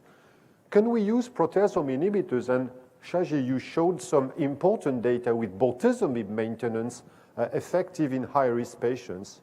During this meeting, we are going to hear on the results of the Tourmaline 3 study, the comparison of IXA maintenance versus placebo following stem cell transplantation, a very important study, and Thanos Dimopoulos will give this oral presentation. And this is the picture from the abstract book, in fact. You see that IXA maintenance is improving the progression-free survival by 5 months as compared with placebo. So maybe LEN is interesting. This picture is showing that IXA is also interesting. So why not combining these 2 oral agents? And this is what the Spanish group is currently doing, in fact. After stem cell transplantation and after consolidation, patients are randomized to receive Lendex maintenance or Lendex plus ixazomib. So a very important academic trial looking at the impact of a combination and a PI and an IMID. And the Spanish group is also showing nicely that into this study, looking at the best response achieved when you're reaching MRD negativity at 10 to the minus 6, the outcome is very, very good. And some patients here are potentially cured of their disease with the combination of a good induction, a good consolidation, and a good maintenance. We are also looking at DARA maintenance into the Cassiope study, and a second randomization is comparing DARA during 2 years versus no maintenance. So in conclusion, the European perspective are the following. Frontline stem cell transplantation and not delayed stem cell transplantation is standard of care. VTD and VRD are probably the best induction regimens prior to stem cell transplantation. The optimal consolidation has to be defined, and we are more and more using tandem in high-risk patients. And we need to consider the global strategy, and we have to try to improve each step of the procedure. And I thank you for your kind attention.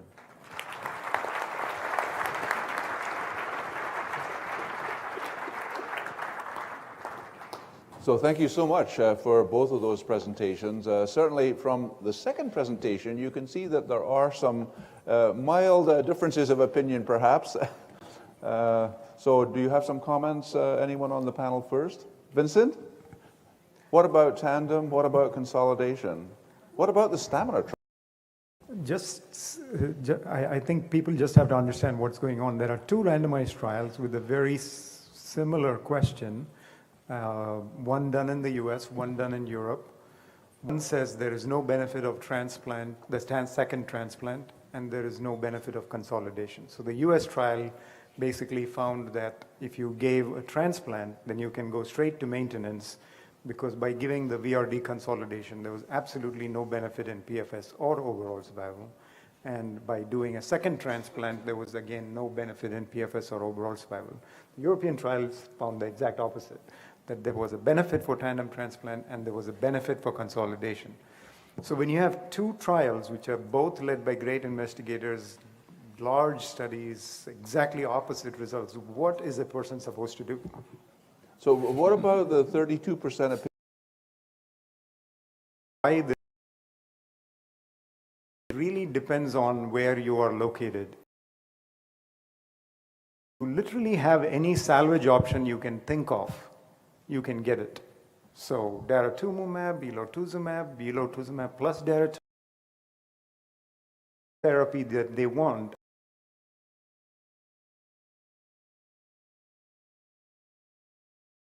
Then based in the United States, and you have a well-insured patients who has access to everything, they probably don't get any more benefit from a second transplant or consolidation. That's the reality of the US trial. In Europe, you just told me how many patients could get daratumumab off study, and the answer was 0 in the Cassiopeia trial. So when access to salvage is limited, it becomes even more important, because there is no access. Then I think you should consider a conductor. All right. Oh. Definitely. I mean,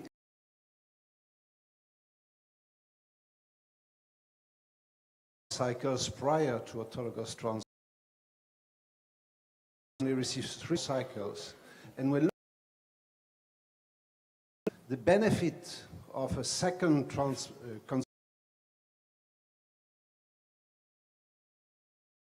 is 4%. It's not that much. So I personally think that the benefit of consolidation depends on the quality of treatment prior to consolidation. And it will be even more true with patients, 50% of patients achieving MRD negativity after transplant. Do they? I certainly agree with that. The number of cycles. I fully agree. I Yeah. fully agree. I think it's really pertinent. I think using a different regimen for the consolidation is probably what it has to be something totally different.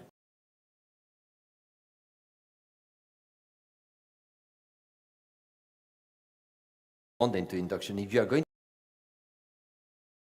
and if the efficacy was moderate, then Right. I also agree with. I agree with that also. Yes. Brian, we have very data in our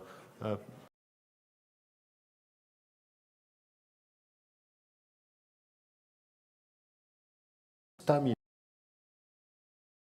1 year before stem cell transplantation. Some of them did receive Lendex,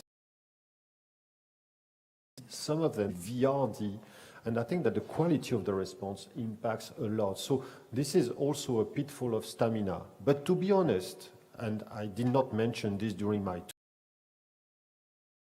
study, patients are either receiving VCD, single stem cell transplantation, no VRD consolidation, right, and maintenance, or VCD, single, VRD consolidation, and maintenance, or VCD, tandem, no VRD consolidation, maintenance, or VCD, tandem, VRD consolidation and maintenance. So at the end of the day, we have too many groups, and the study is not powered to demonstrate that one group is better than the other. So stamina is not optimal, EMNO2 is not optimal as well. So question mark regarding the role of consolidation, but I agree with Jean-Luc. Maybe when you are reaching MRD negativity after 6 cycles of VRD, single stem cell transplantation, you don't need consolidation. But this has to be demonstrated in a randomized fashion with a uniform. Very, very good points. I fully agree. Yeah. So here? So Tony Blau. So to what extent are these decisions individualized according to a patient? So I have myeloma. I looked at my M spike as it went down with RVD, second cycle progressively, and then, I don't know, maybe between the 4th and the 5th cycle, you're not getting a lot. And then at All for Cure, we have boards. We have patients that got a first.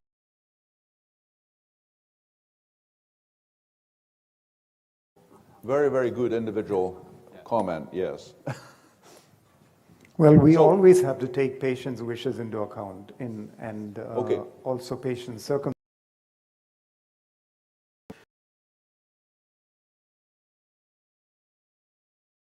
Good that at least one of us is right.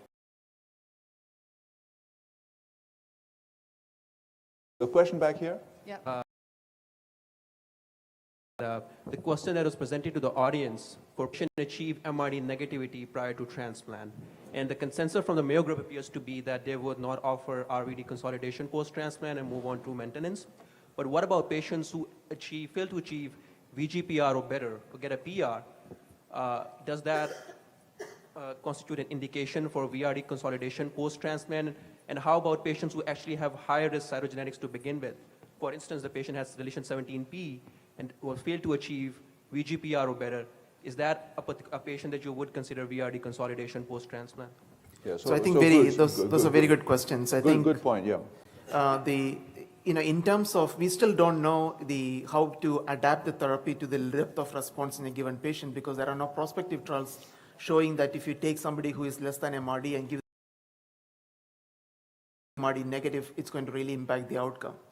So I think we, at this point, outside of a clinical trial, we should deliver the entire induction, transplant, and maintenance therapy. Now, clinical trials are looking at that specific question to see if you enhance the therapy, is it going to make a difference in your randomized clinical trials? Now, in patients with high-risk disease, I think we are willing to go out on a limb and say, these patients, whatever we have right now is not doing good enough for those patients. Shall we try something slightly different? Shown that the people got MRD negative did also extrapolate the data, and all of us would feel comfortable giving additional therapy to try and get them to a deeper response. Right, so let's go ahead and see how all of this discussion has impacted your thought process. How do you view the role of repeat the case so you can see? So this is a 17p minus in a significant percentage of cells, and so completed 4 cycles. So the number of cycles you can see becomes perhaps more important than you were thinking. And so what would you do next? So 4 cycles, what would you do next?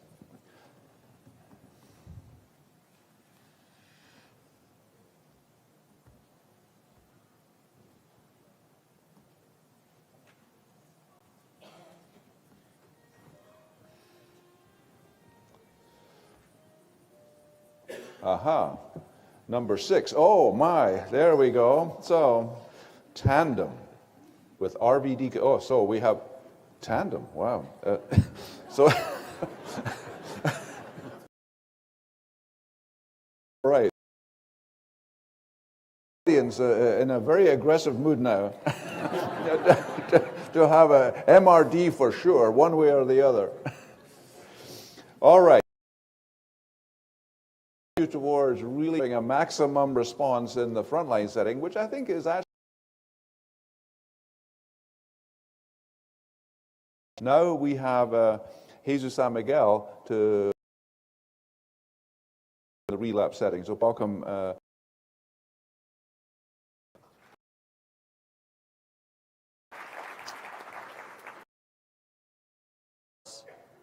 Last Saturday, working at home, preparing this presentation, and suddenly my grandson popped into the room and started to look what I was doing, and look into the program. He said, "Is this because?" As in the school? And I explained to him, "No, Gonzalo," his name is Gonzalo, to the end.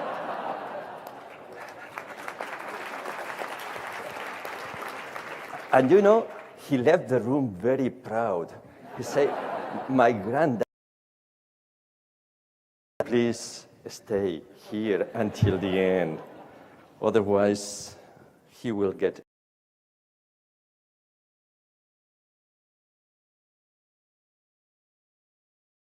Therapeutic stages at the time of relapse. And I will drive this presentation through this clinical case. It's a 65-year-old woman that was diagnosed IgG, stage 2, with 1Q plus 414, moderate anemia, bone disease, and she was treated with VTD, autologous transplant, and lenalidomide for 2 years. She achieved a stringent complete response, but she relapsed 4 years later. Okay? Then, now the question. What would you do in this particular patient? Rescue, treatment followed by second transplant, bortezomib cyclo, carfilzomib lenalidomide, ixalenalidomide, daratumumab len, daratumumab bortezomib dex, uncertain. Please vote. Okay. Okay, it's a split between dara-len-dex and rescue treatment followed by second transplant or carfilzomib-len-dex. Let's see what the expert panel decided to propose. None of them support me. Then my grandson again will be disappointed because I was the only one that I proposed for this patient and a rescue therapy. The rest proposed daratumumab, lenalidomide, dexamethasone. And the reason why at our institution we propose a second transplant and rescue therapy with a second transplant is if the patient has a late relapse, more than 3 years without maintenance, at least 4 years if the patient has received maintenance after the first autologous transplant, and if the patient has an aggressive relapse, we reinduce with VRD, KRD, plus minus data if possible, and a second transplant. If a biochemical relapse, we repeat the initial approach, or the same as above, but plus a second transplant. Also, because we think this is cost-effective for many of the countries. As Vincent has mentioned before, this, in terms of cost, could be considered. Anyway, this patient refused to receive the second transplant. He was very fit, in fact, but only mild hypertension, but he was treated with Cybordi. 8 cycles, he achieved a complete response, and he relapsed 1 year after stopping the Cybordi treatment.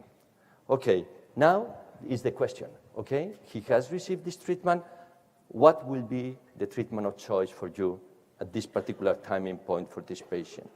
Carfilzomib lenalidomide, ixazomib lenalidomide, dara lenalidomide, dara bortezomib dex, lenalidomide dexamethasone, or uncertain.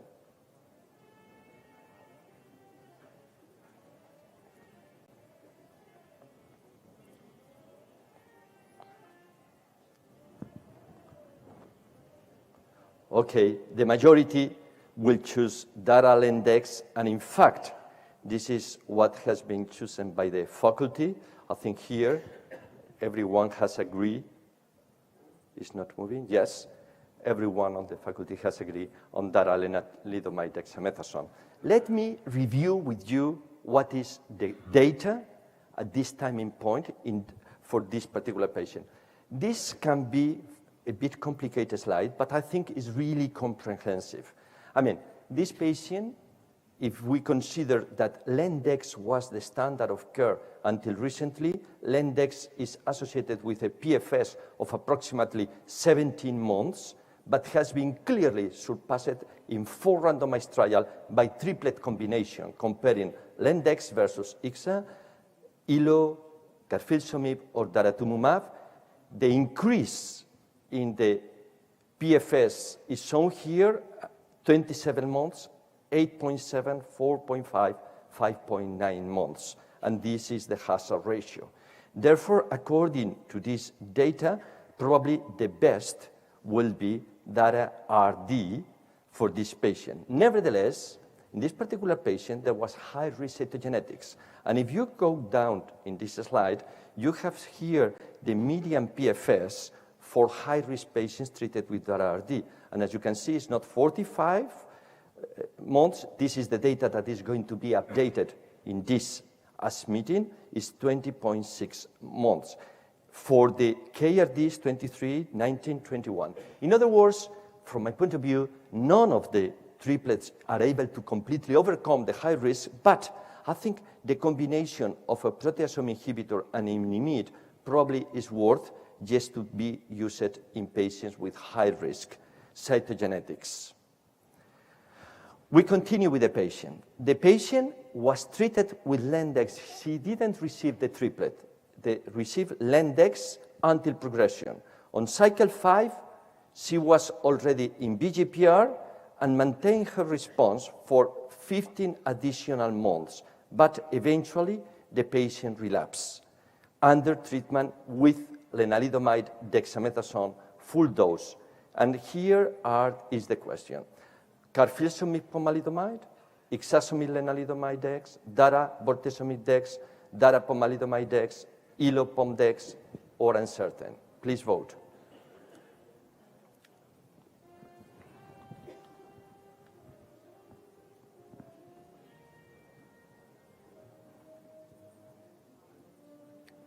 Okay. Dara pom dex, a lot of Americans should be here. Followed by dara bortezomib dex or carfilzomib pomalidomide dex. People is very rich. Okay, let's see what the faculty has proposed. There's some divergent. Dara bortezomib dex 3, 4, and ILO pom dex. Okay, let's now see the results of based on triplet combinations using as a backbone bortezomib dex. There are 3 trials that has compared triplets based on bortezomib dex with panovinostat, with pomalidomide, and with daratumumab, and there is a doublet, carfilzomib dex compared to VD. And we have, again, the same information. Here you have the PFS for VD in this trial. It's approximately 8-9 months, very consistent in all the studies. And this is the PFS for the KD, 18.7, dara VD, and this is the increase in months with the triplet as compared, or the doublet in this case, as compared with the control arm, the VD. But when you analyze this data, I recommend you to be really aware of what is the population that was included in the trial.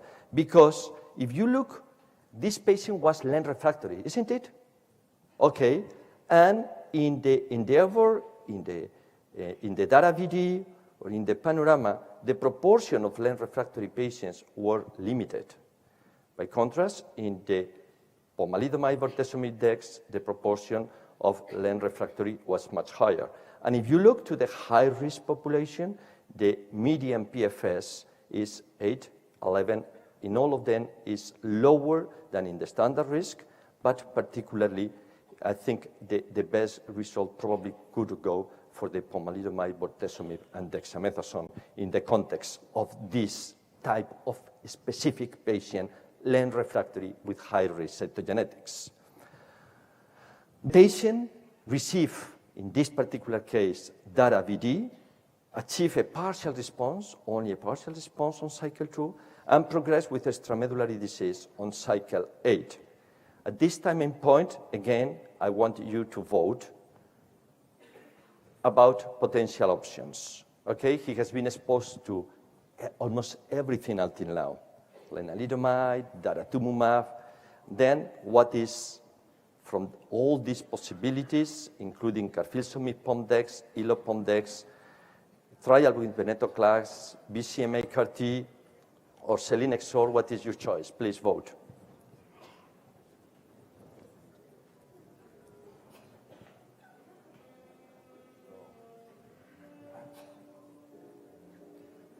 Okay. Okay. CAR-Ts. CAR-Ts is, I mean, very attractive. Carfilzomib pomalidomide is right second. Okay. Let's see what is the position of the faculty. No consensus. And this is important because at this timing point, it's very difficult to make decision in the patient. But let me share with you, at least in Europe, there are 2 drugs that has been approved for late stage of disease, late relapses. One is daratumumab, and the other is pomalidomide dexamethasone. A single agent, the efficacy is limited. Only 1/3 of the patient respond, and the median PFS is, is almost identical with Pomdex or with Dara, single agent. This is the reason why we're not using any more single agent, and we have moved into combination. For daratumumab carfilzomib dexamethasone was presented the last year, and here, as you can see, the response moved from 31% to 85%, and the PFS goes around 14 months, much better. And also, you have the possibility of combining daratumumab and pomalidomide, as it has been proposed, and is very popular regime in United States. But also, since this patient has progressed under daratumumab, you can escape the monoclonal and you can go for a combination that is popular in France and in Spain. It is based on pomalidomide and cyclophosphamide, double the response rate, double the PFS at the cost of just cyclophosphamide. Or recently, it has been presented the data on Ilo Pomdex that I will share with you, or carfilzomib Pomdex that is going to be presented at this ASH meeting with 87% response rate and PFS. This is the Ilo Pomdex. This is a randomized study that was recently published in New England Journal of Medicine in double refractory patients, in which you can see there is a significant benefit for the Ilo arm as compared to the Pomdex alone. But we need other drugs as well, because this patient has progressed under DARA. And I'm going to share with you 3 new drugs before discussing on the immunotherapeutic approach that you have proposed, the CAR T cells. The 3 new drugs that I'm going to discuss, one is selinexor. For those that are not familiar, is a selective inhibitor of nuclear export, then inhibit exportin. And what does exportin? Exportin, what add is take out from the nucleus of the cell the tumor suppressor genes and growth regulatory proteins, then activate tumor suppressors inside of the cell, which is important. As a single agent or in combination with Dex, is going to be presented again here at us, around 20%, 26% response rate. In combination with bortezomib Dex, the response rate significantly increased and goes up to 43% in bortezomib refractory, and is going to be presented also at us in combination with daratumumab. The second drug, very interesting drug, is venetoclax. It's a BCL2 inhibitor and is a critical, probably is going to be a critical molecule, particularly for patients with 11-4-14 and high ratio of BCL2 to MSL1, but not only for this patient. As a single agent, 21% responses, 40% in patients with 11-14 translocation. The efficacy, Philippe Moreau has shown, significantly increased in combination with bortezomib, goes up to 67%, 90% in bortezomib-sensitive patients, and also is being combined with another proteasome inhibitor, carfilzomib. And the third drug is melflufen. Melflufen is like melphalan, and the name is similar. It's a lipophilic alkylator that is activated inside of the cell. And again, at this meeting, Paul Richardson is going to show the efficacy of melflufen as single agent, 32% responses, 5.7 months. Look, if you have a test and someone asks you, the new drugs, single agent, what is the efficacy? You can say 30% responses. Median PFS, 4 to 5 months, maximum 5. Perfect. You will succeed. Okay, but probably for most of you and for many of us, the new avenue comes from immunotherapy. And we have now 4 major targets to treat the patients. One is monoclonal antibodies. The second are the checkpoint inhibitors and the new IMiDs. Third, adoptive therapy and vaccination. I will only discuss the new monoclonal antibodies.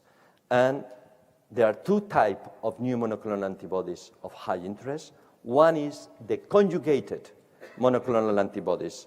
And we have already data on the anti-BCMA monoclonal antibody conjugated with monomethyl auristatin that has shown 60% responses, 43% responses in patients previously treated with data and refractory to data, with a median PFS of almost 8 months.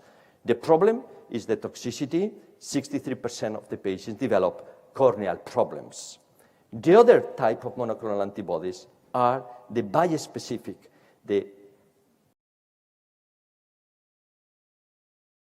and also target the T lymphocyte.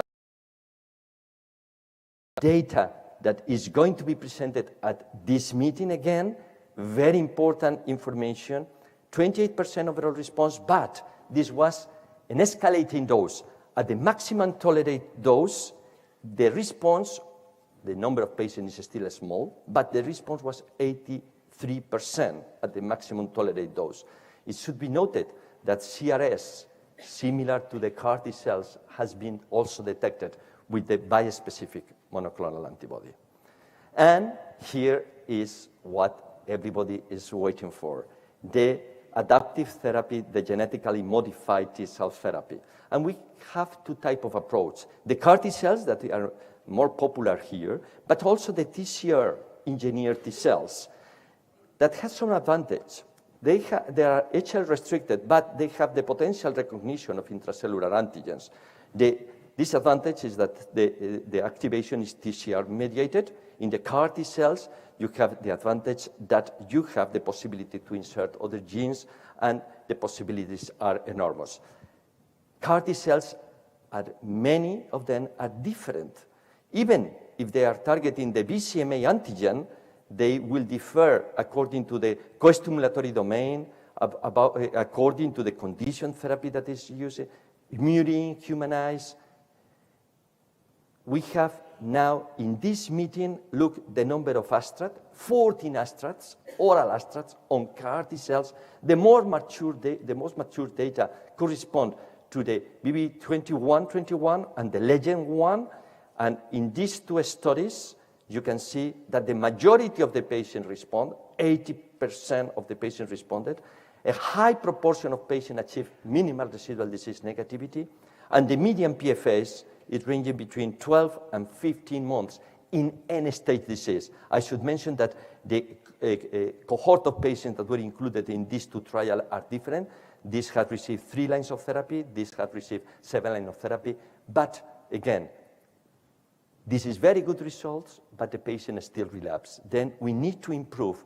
We need to improve also in the consequences of the safety profile. CRS is very frequent. Also, neurological toxicities can occur, and also hemophagocytic syndrome can be observed in some of these patients. And I mentioned that we have now, the good news is that we can improve on the CAR T-cell therapy by using humanized, also allogeneic CAR T-cells could be a possibility, the safety marker gene in order to extinguish a CAR T with too much activity, combinational strategies using checkpoint inhibitor or IMiDs together with the CAR Ts, or to use bispecific CARs, a specific population, particularly central memory, or antibody-conjugated T-cell receptors.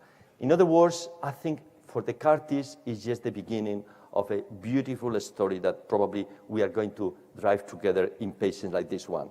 And this is my conclusion. The discovery and development of new therapies addressing a variety of therapeutic targets is already changing the natural history of multiple myeloma. Understanding the mechanism of progression and immune surveillance escape, as well as manipulation of the autologous immune cells and gene editing, are opening new frontiers in the treatment of this difficult disease, such as multiple myeloma. And probably for the future, the combination of immunological approach with this novel different class of drugs, but particularly using this approach early on in the disease and not at the last stage of the disease, will change the future of myeloma. And I will close my presentation with this slide. As you know, Vincent Rajkumar is the editor for Blood Journal Cancer. Many of you, not my grandson, but me, try to submit papers to journals. And it's not easy to get a paper accepted. Do you agree with me? Very, very tough. And I sent this letter to Santa Claus recently, and I forward to Vincent, and you know the reply? Choose the color of the dragon. Thank you very much for your attention.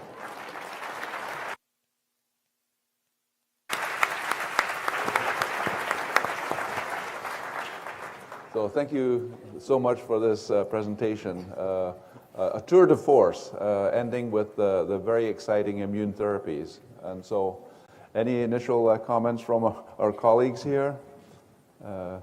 Besides the color of the dragon? No, outstanding presentation, Jesus. The problem choice of regimen is going to be affected by so many factors besides the ones that we usually deal with in the newly diagnosed setting, including the timing of relapse, the aggressiveness of the relapse, and who is the patient who's having the relapse, and most importantly, the availability of the drugs. So what is your go-to first-line relapse? Since I'm going to present the algorithms, I might want to know this.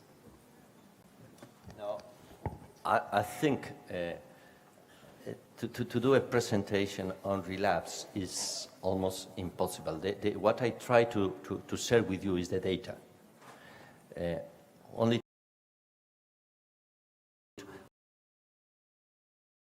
is in the months of PFS, the data on the high risk is just to share data with you, because the only way to do the right decision is to be in front of the patient and to know what has he received before and what is the type of relapse. It's completely different one patient from the other.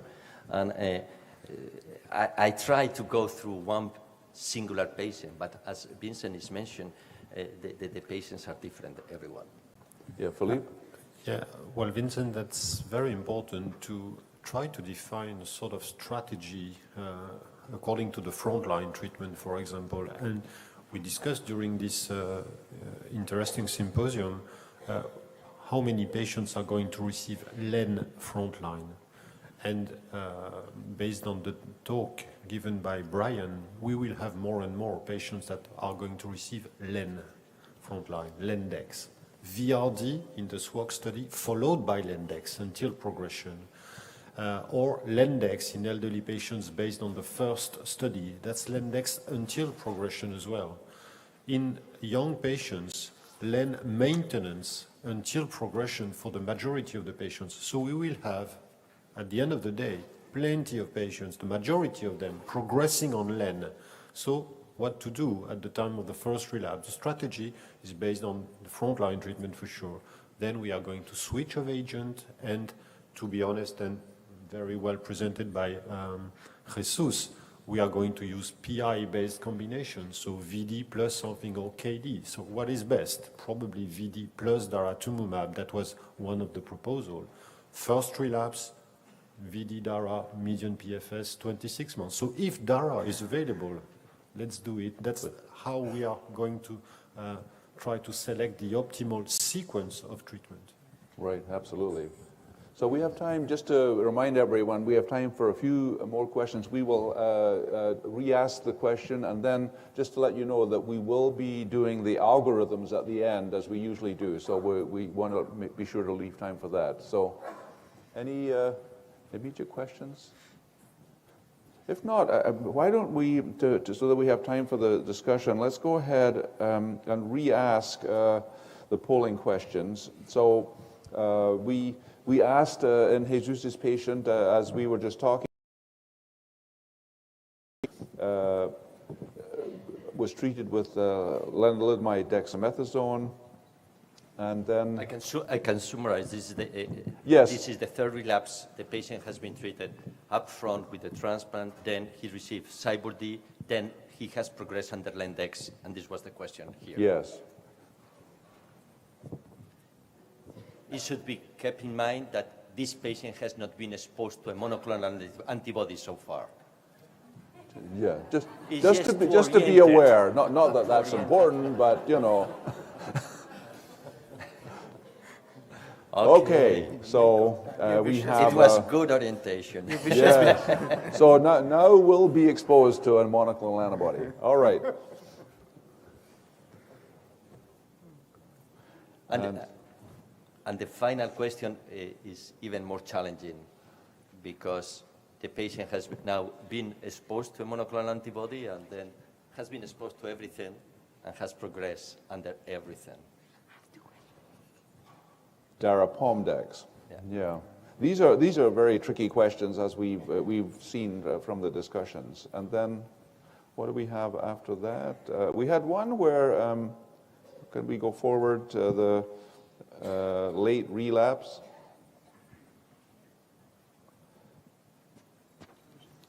Can you move to the next one? Yeah. Yeah, there we go. The patient has been exposed to everything and in fact has progressed with extramedullary disease under DARA-VD. Yeah, so I think this is interesting. Having gone through all of these things, what would you finally select? And if we can go to that series of options.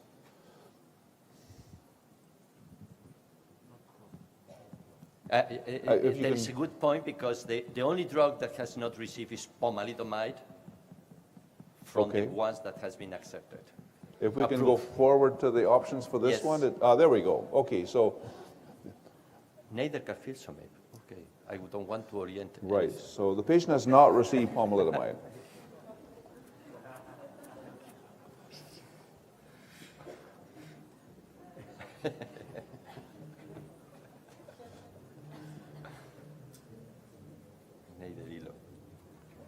Oh, very interesting. Very good.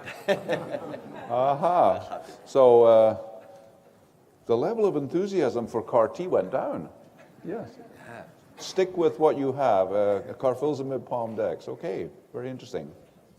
And Elo Pomdex. If I am allowed, yes, probably is not going down, but we have realized that still this patient has options because he has not been exposed to carfilzomib, pomalidomide.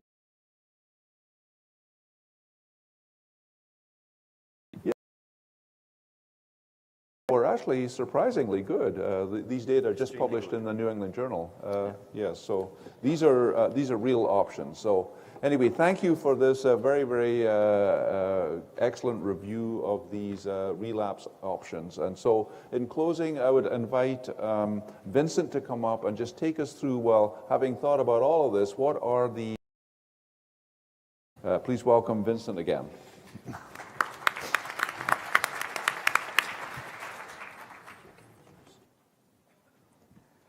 So what I'm planning to do is just 4 slides, just try and summarize all that you've heard so far. Some of these are fairly good recommendations. Some of these you can see the uncertainties. So first of all, we'll go with the principle. Made a lot of advances in myeloma over the last 10, 15 years, mainly because many of you have put your patients on clinical trials. Many of you patients have been willingly enrolling in clinical trials. So we are learning new things and we are advancing the disease. So in any situation, whether it's newly diagnosed, maintenance, consolidation, relapse, try and see if there is a clinical trial available, and clinical trials are always preferred over any of the algorithms that I'm going to show. And what I'm showing is mainly assuming that if you have access to the drugs that we are talking about, what would you do in the ideal circumstance? And I'm using only commercially available options. So first algorithm is for patient with a newly diagnosed, possibly smoldering or multiple myeloma scenario. I already showed you the slide before. Clearly, if the patient has myeloma defining events, all of us will treat as myeloma. If the patient doesn't have myeloma defining events and fulfills criteria for smoldering myeloma, the first step to do is to decide whether the patient has a high-risk smoldering myeloma or a low-risk smoldering myeloma. The main features for high risk will be cytogenetics like del17, gain1q, or a 414 translocation, or a very high M spike like more than 3 grams per deciliter, or a very high free light chain ratio. If patients have low risk smoldering myeloma, then clearly observation is enough. Every 3 to 4 months, you want to follow the patient. If the patients have high risk smoldering myeloma, there are a number of clinical trials, all the way from single agent daratumumab to the full-blown ASCENT trial with KRD, DARA, maintenance, and so on. I do feel like there are patients with high-risk smoldering myeloma who are at very high risk of progression, particularly if they have evolving features. That means if the M spike goes up by 0.5 gram and the hemoglobin falls at the same time by 0.5 gram, those patients we have shown have almost a 90% chance of progression. And so you want to take into consideration patients with evolving features and patients with multiple high-risk features, and consider therapy in them in light of the Spanish trial, which showed a significant prolongation in overall survival with early intervention. As far as myeloma frontline treatment goes, I think most of us can agree that we would first try and separate patients into transplant candidates and non-transplant candidates. And if bortezomib Lendex was available, then using bortezomib Lendex for 1 year, followed by Len maintenance, would be the standard. VTD or VCD can be used instead of BRD if lenalidomide is not approved frontline. There is an abstract at this meeting looking at whether we need to do the dexamethasone. Can we just do 1 year of BRD and then do Len alone rather than Lendex, so you can spare some side effects? I would encourage you to look at that abstract and go to the session. Preliminary data suggests that you don't need the steroids. If the patient's a transplant candidate, I think most of us agreed we'd go with the VRD induction, autologous stem cell transplantation, and lenalidomide maintenance. The only exception would be for high-risk patients, we might use a bortezomib-based maintenance. This could be either bortezomib alone or bortezomib Lendex at low doses. I agree with Dr. Moreau that we don't generally prefer a delayed transplant, but there are some patients, standard risk, patients really not keen on wanting a transplant at this time. If I had myeloma, I'd probably be like that because I want to just go on with my life and I'm willing to take the risk. Given that overall survival is the same, I think delayed transplant is a reasonable option. But if you're going to do delayed transplant, number one, you should be able to harvest the stem cells and freeze it forever. Number two, you must be willing to use it at first relapse, not wait for second, third, fourth relapse. In the first relapse, I think Dr. Moreau mentioned that really everything depends on whether the patient's been exposed to lenalidomide or not, because most of our patients are going to be relapsing on lenalidomide maintenance, whether it be in the post-transplant setting or in the frontline setting. If they are clearly refractory to lenalidomide, then I think, if they are not refractory to lenalidomide, let's say they've not been on lenalidomide or they're taking very small doses of lenalidomide, then daratumumab lendex is probably my reasonable first line option. If they are refractory to lenalidomide, on the other hand, daratumumab bortezomib dex or daratumumab pomdex. So basically, I'm favoring a monoclonal antibody-based regimen for the first relapse, based on the fact that the hazard ratio for DARA-based regimen seems to be much better than the others. It's really not fair to compare like that, but there are no head-to-head triplet DARA-RD versus KRD or any such randomized trials, so we have to rely on these kind of unfair comparisons.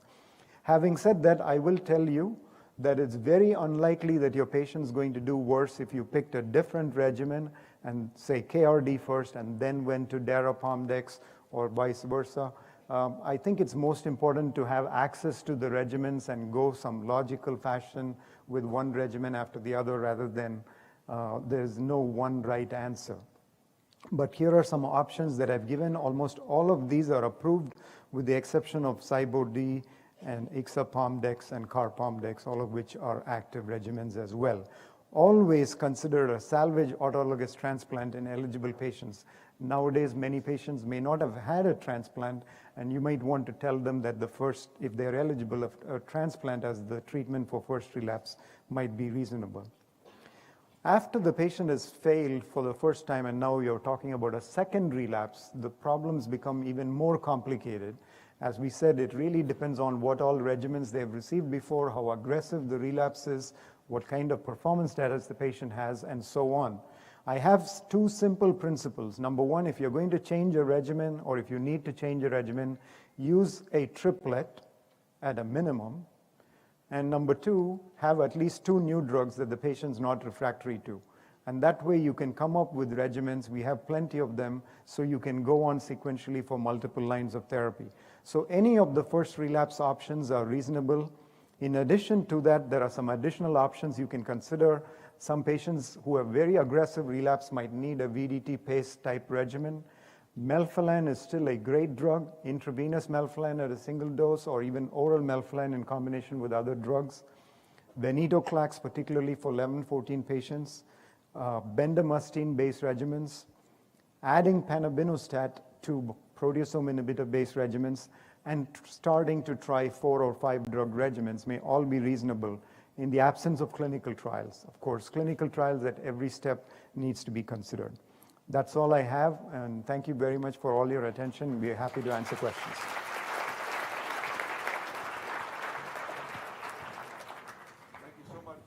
Thank you so much, Vincent, for this overview summary, which I think is very, very helpful for everyone as a takeaway from this afternoon. And so we do have a few moments. If there are any pressing questions, we can take them from the floor, or maybe the yes? Yes? No, I think there is a question before. Okay, please, go ahead. Thank you for the... Do you hear me? Yes, go ahead. Thank you for the excellent talks. I have a question. Would like to have your opinion on how you would treat a patient with monoclonal gammopathy of renal significance, especially given that those patients will have an elevated creatinine, based on they have coexisting diabetes or because of really monoclonal gammopathy. I would like to have your opinion on how you would approach those patients. Okay, so a tricky situation. What do you think, Vincent? So it's the same thing as the neuropathy question that we have talked about. A lot of us get consults on patients who have a monoclonal protein, and for some reason or the other, they have an elevated creatinine or a proteinuria, but it's not CAS nephropathy, so it's not multiple myeloma. What do you do with these patients? I think the first step is to figure out if the M protein is the one that's causing the renal damage or something else. And that may require a kidney biopsy. Without a kidney biopsy, you cannot make that conclusion. MGRS is like a very general term used to describe a variety of different diseases. And you have to really know precisely what MGRS disease are we talking about.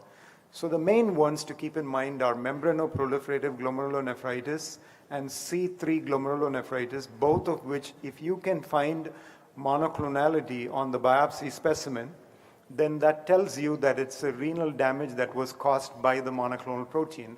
And for those patients, we have considered therapy with myeloma type regimens, such as Cybordi.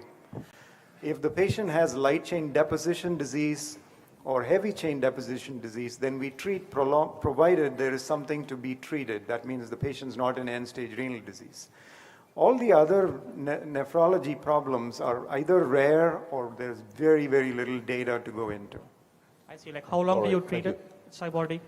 I would say probably 4 to 6 months. We have an algorithm. There is for those of you interested, these are complex topics. If you Google the Mayo Clinic proceedings, you will find 2 recent reviews, one on monoclonal gammopathy associated renal disorders and another one on monoclonal gammopathy related neurologic disorders. Thank you. Thank you for that. Very Right helpful. here. So one more question here. Go ahead. Yeah, it's working now. I think so. Yeah? Thank you to all of you for very beautiful presentations. I really enjoyed it. I have a question to one of my own patients. So she's an elderly woman, not so elderly. She was induced with 4 cycles of VRD, got autologous transplantation, consolidation with 2 cycles VRD. And I had the bone marrow also tested, so she was in a complete response, and within very short time, I saw a tumor in the iliopsoas, so in the muscle, and it turned out to be an extramedullary disease. So how would you treat this patient in the first relapse now? All right, so early progression, presumably high risk in some fashion. Any thoughts? No, So it's VRD, transplant, yeah, and consolidation for 2 cycles, and then relapse very quickly with extramedullary disease. Okay. And bone marrow is still okay? Bone marrow is okay, right? Yes. Bone marrow is still okay. In that particular patient, I will use by sure a monoclonal antibody because he has not been exposed to a monoclonal antibody. I will use pomalidomide because he has not been exposed, and if possible, also a different proteasome inhibitor, carfilzomib. I will try to treat this patient as most aggressive as possible because this is a very poor prognosis patient. Yeah, those are some simple options. Okay, all right, we have one more, and then I think we'll close, okay? So this final question. Thank you very much for this nice presentation. You speak up. I would like to ask a question about the management of CNS myeloma. Any CNS suggestions myeloma, there? okay. Thank you. All right, well, this is a rare one. Does anyone want to comment about that? Shaji. So Shaji, all right, you're selected. I get the most easiest question of the all, right? No, I think it's always a challenging condition to treat.